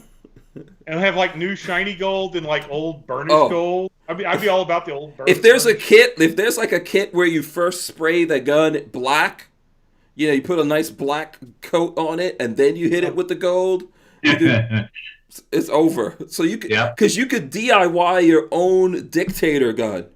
I was gonna say that'd be like a Saddam Hussein special, wouldn't it?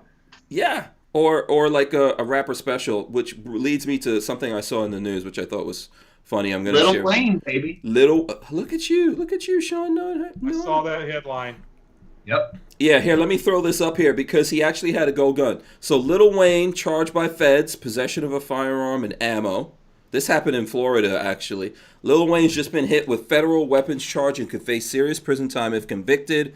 The U.S. Attorney for the Southern District of Florida has charged the rapper with 1 count of possession of a firearm and ammunition by a convicted felon, Wheezy, who was convicted of a felony gun charge in New York back in 2009, faces up to 10 years in prison if convicted. Florida don't mess around, by the way. They actually lock you up. The charge is for a December 2019 incident where federal agents searched Wayne's plane at Miami Opa-locka Executive Airport. He was a passenger on that plane, which made a stop in Florida on his way to California. At the time, Wayne's attorney, Howard Scribnick, said that his client was cleared to leave, even though guns and drugs were reportedly found on the plane. It appears now the feds believe Wayne was wrongfully in possession of a weapon and ammunition.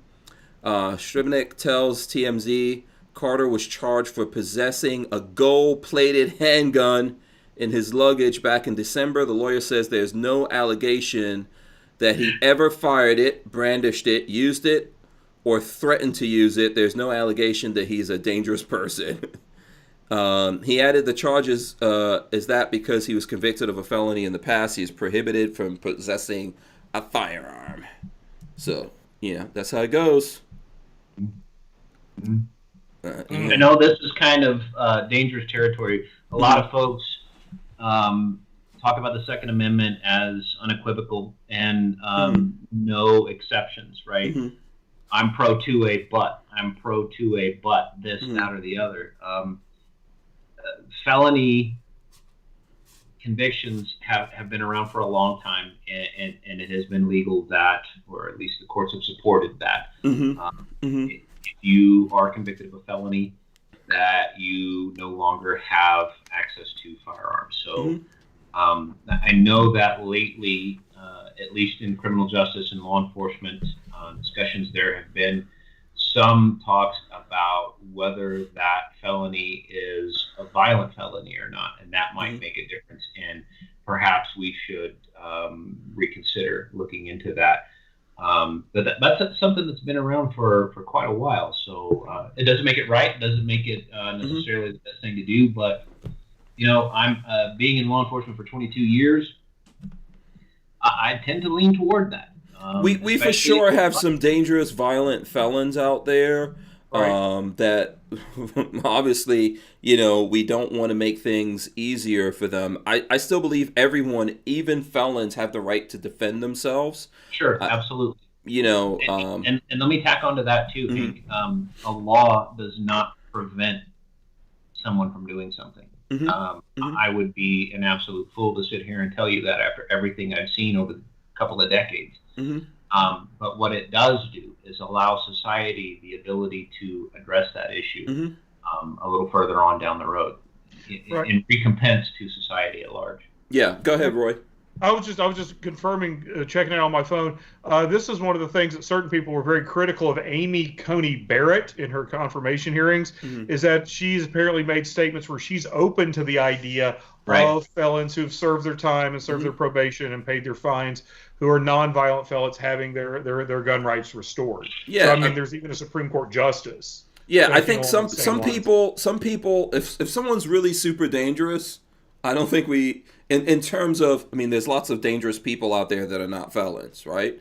But if someone is active, yeah, absolutely. Yeah. But if someone has actively gone out there and done horrible things, right? You know, to the level that they can never have that. Again, I think I get it, and I don't. I would question why they're even allowed back into. Yeah, why are they back in society? For sure, we have too many laws, and this stuff can get complicated. I think there should be a path for people who maybe did something wrong when they were younger, and then are trying to rebuild their lives. And now they may have families and they have businesses, all kinds of things that put them in danger. And I'm not, I mean, I grew up actually in the hip hop world, and I know that there's a lot of people that make music and they sound like they're badasses and all that. But at the end of the day, they're entertainers. And I think even for someone like Lil Wayne, I could see where, even having bodyguards sometimes isn't even enough, right? Your bodyguards could jack you up and. I think he's had some attempts on his life, if I'm not mistaken. Yeah, for sure. He's been shot before and stuff like that. And there's stuff in the news right now of these guys getting shot. But all of this gets complicated, right? Why are they even criminals? We have too many laws. Some things should never be criminal. And then there's some other things. There are some genuinely bad guys out there, including in the rap world. And there's guys that have done horrible, bad things. Some of those guys are trying to, we could get real deep in that if we go down that path. So I think this is one of those things, right? One of those weird things for sure. But there should be a path for people to get back to being able to defend themselves, and I think that goes for most criminals. There are certain categories of criminals that I don't really care about. There's certain levels of things that people do that I don't care about them after they do that kind of stuff. But most people out there, look, one day it could be us. The path that we're going down here, with an executive order, Trump made you a felon if you just possess a bump stock. Yeah, piece of plastic. So, yep. Yeah. It's a tough conversation, but I think sometimes we should have that. Yeah, absolutely. I think one of the things that I can absolutely attest to over the course of my career is that I have come across a lot of people who were absolutely good people that got into a bad situation and maybe made a mistake, right? Mm-hmm. The vast majority of those folks have one incident and then they move forward from there, right? Mm-hmm. A lot of defense attorneys come out and they say, oh, wow, it's hard to follow the law all the time. Mm-hmm. I think that's crap. I think that's absolute crap. Mm-hmm. But depending upon the potentially political prevailing winds, as you just mentioned, we could have that face that change ourselves. Mm-hmm. But the real people that you have to watch for are someone who works up from a few misdemeanors and then maybe some weird cases, and they do some local time and they get in trouble and then they move forward on probation, but then maybe they catch a felony. And I say that as a euphemism because, if you catch it, you probably heard it. You're stepping up the ladder. Right. Mm-hmm. And then they go do some time. But usually that doesn't even happen like that because most judges are really reticent to send anyone to prison unless they demonstrate an ability. And let me clarify, that's judges in my jurisdiction that I interact with locally. Mm-hmm. They What's your area, just out of curiosity? I'm in Colorado. I'm in northern Colorado. Okay.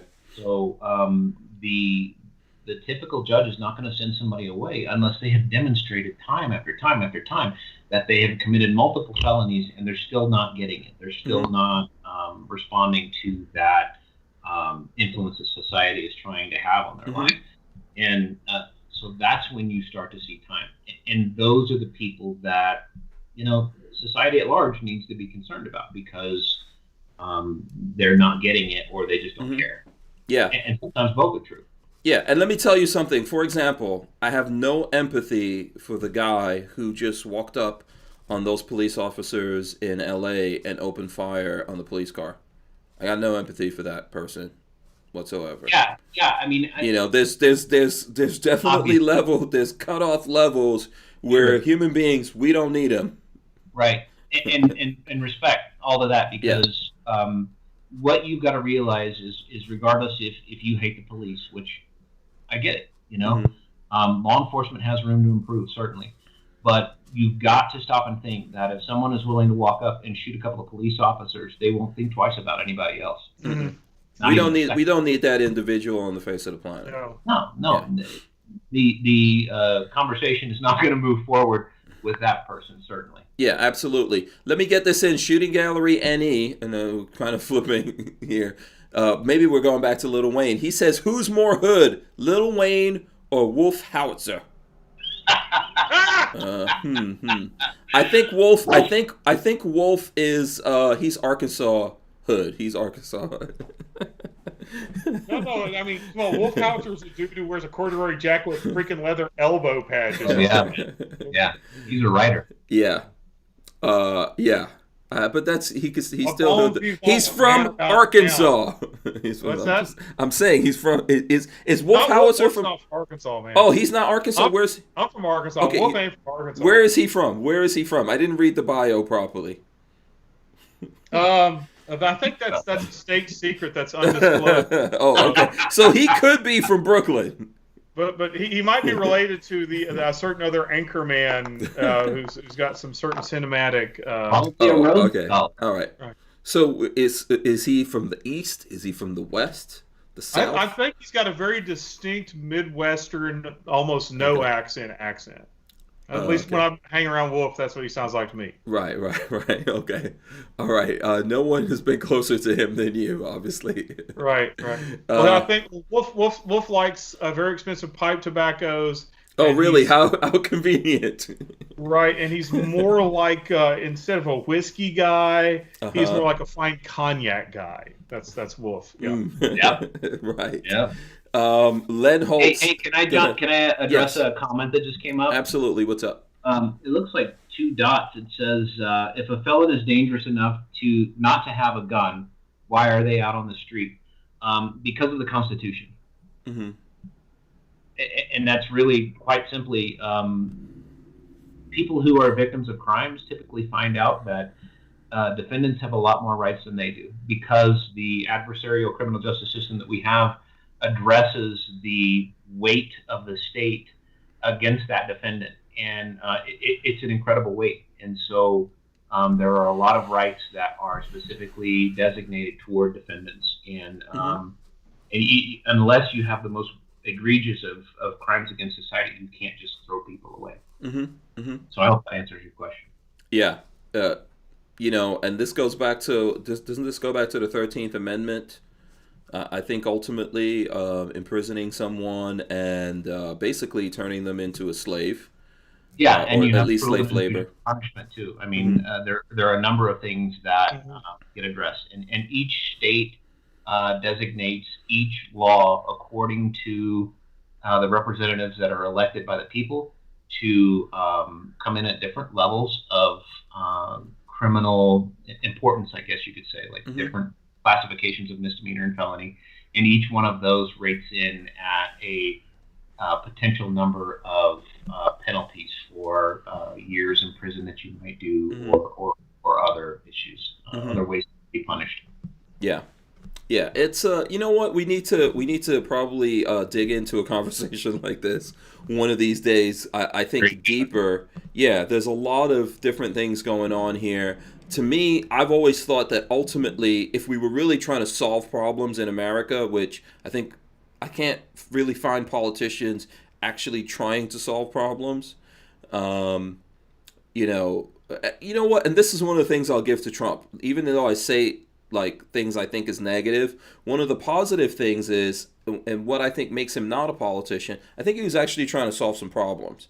Whether we agree with his methods for solving them, I think he was trying to solve stuff because he's not a politician. In general, politicians aren't about solving problems, it's just about making them. But one of the problems we have is that we've got too many freaking laws. It's too complicated. There's too many reasons to go after people and lock them up and take away their rights and stuff like that. We really need to simplify that. And for sure, there's things that people people could do that are terrible, and we don't need those people within the rest of society when they do those things.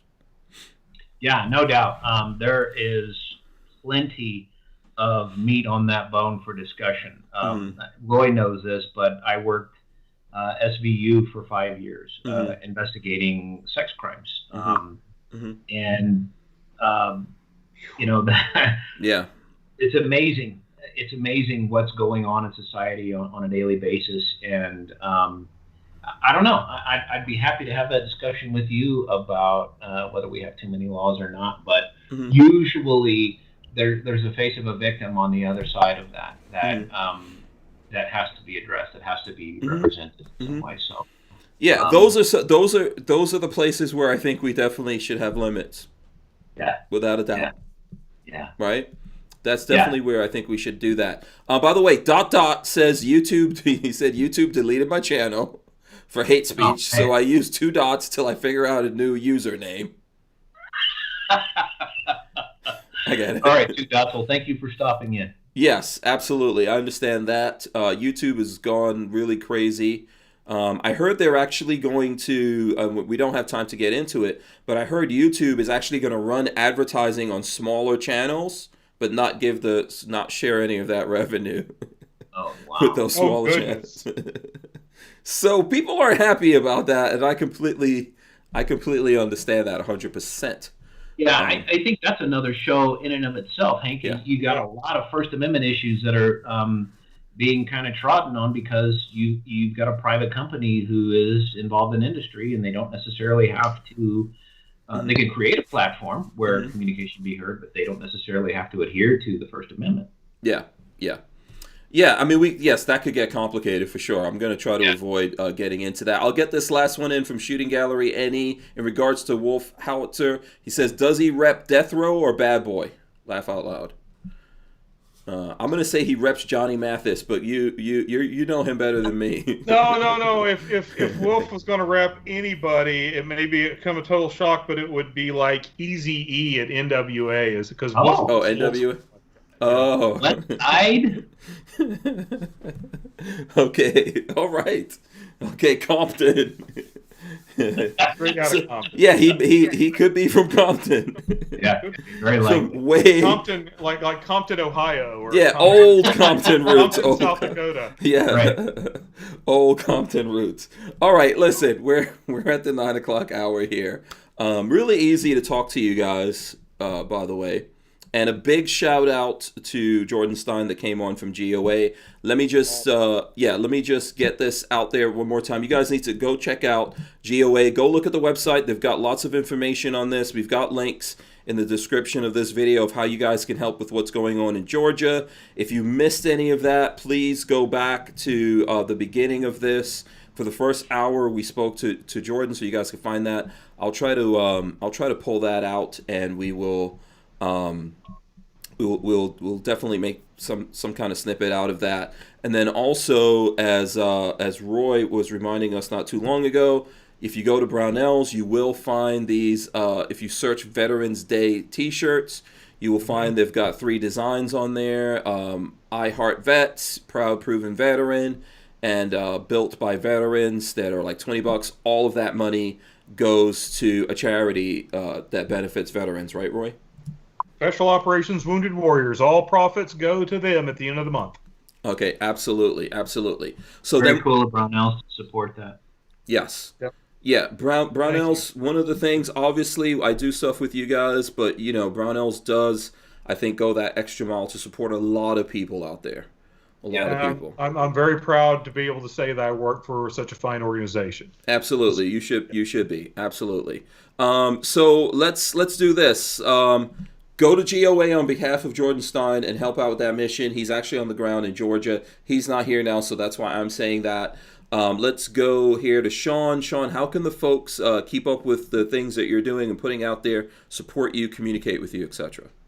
Sure. So I'm on Instagram, Facebook, probably Twitter, Ludus Integritas, and support the gun industry. Go to the publications where I put stuff out, like guns.com, Pew Pew Tactical, Police One, and American Survival Guide. There's other places where we're putting out content, but that all helps. And if I could put out one more message out there, it would be to find someone that may not have your set of values and introduce them to shooting. Take them out and be an ambassador for the Second Amendment. Proselytize for the Second Amendment, and don't come out with tyranny first. When you're dating, it doesn't really matter who you're interested in. If you go out and say, "Hey, do you want to jump in the sack?" Chances are you're not going to land that one. Yeah, but if you do, you're probably gonna get a disease. But right. Let's introduce them to the idea and make it palatable. And please be an ambassador for the Second Amendment. I think that's really one of the things that I want to highlight, because I try to do that in my life, and I really feel like that's the way that we win strategically. A lot of the things that we're doing right now are tactical, and we need to do those things, but strategically, there is a huge audience of Second Amendment folks out there that we just need to convert. We just need to bring them over. And I think once you impress upon them the value of the Second Amendment, you don't have to warn them that someone's trying to take away something very important to them. You don't have to make that argument anymore. They already know. I agree with that, yes. And go gentle, as Sean is saying here, Don't smack them upside the head. Answer questions, help them out, point them in right directions, and teach them safety. Yeah, absolutely. So let's go over to Roy. Roy, where can the folks, where can they, find the stuff that you're putting out there? How can they support you, communicate with you, etc.? I show up from time to time on the Barnauls YouTube channel. My personal accounts are usually Possum Fatback on Instagram, or just Roy Hill on Facebook. I'm on Parler. And just started MeWe. I don't know anything about MeWe. I just started one. Believe it or not, I'm actually even on TikTok. If you can. Yes, I know you are. Whoa! But yes, Possum Fatback on IG. So check it out. Yeah. What's your OnlyFans account, Roy? Yeah, he's got that too. Well, Possum Big Back. That's still in the works. I'm still trying to figure out my niche market here, right? Yeah. It's obviously people who like large, hairy individuals. Bears. It's called bears. Hey, category of bears. Right. That's right. Oh yeah. I don't know why. I can't tell you why I know that. Saw it in a movie. I swear. It's only just a movie, and then nobody can see your face anyway. So. Yeah. Yes. Wield and Well Arms says in Georgia, and I'll vote for the highest bidder. Just kidding. Please do. If you're in Georgia, please do get out there and vote. Please do help support this cause. I think it's really important. Atomic Bull says, is anyone in Georgia reaching out to the dead vote? Seems as if all the dead people are voting Dem. Yeah, I'm sure. Yeah, the Dems have that market cornered, but I think hopefully they'll be a little bit more up on what's going on. All right, I hope everyone had a good time, had fun. I know I did. Big thanks to these guys here for coming through. Always love coming on, Hank. Absolutely. Thanks for having us. And thank you, Lola. Yes. Thank you, Lola. Thank you so much, Lola. Please make me dinner. Okay. I'm just kidding. I already had dinner. I'm going to roll in the end. You guys stay right there. We're coming right back for the final word, but I'm going to roll the end in right now. Here we go.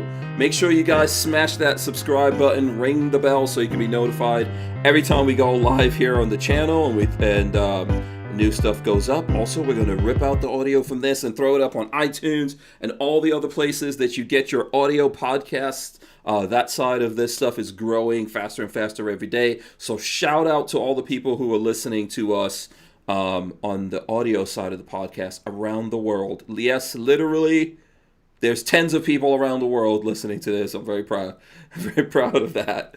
Shout out to all those people. It's amazing. Lola says, awesome show. Thank you, Sean and Roy. Thanks so much to you guys. You guys are great. Who wants the final word here?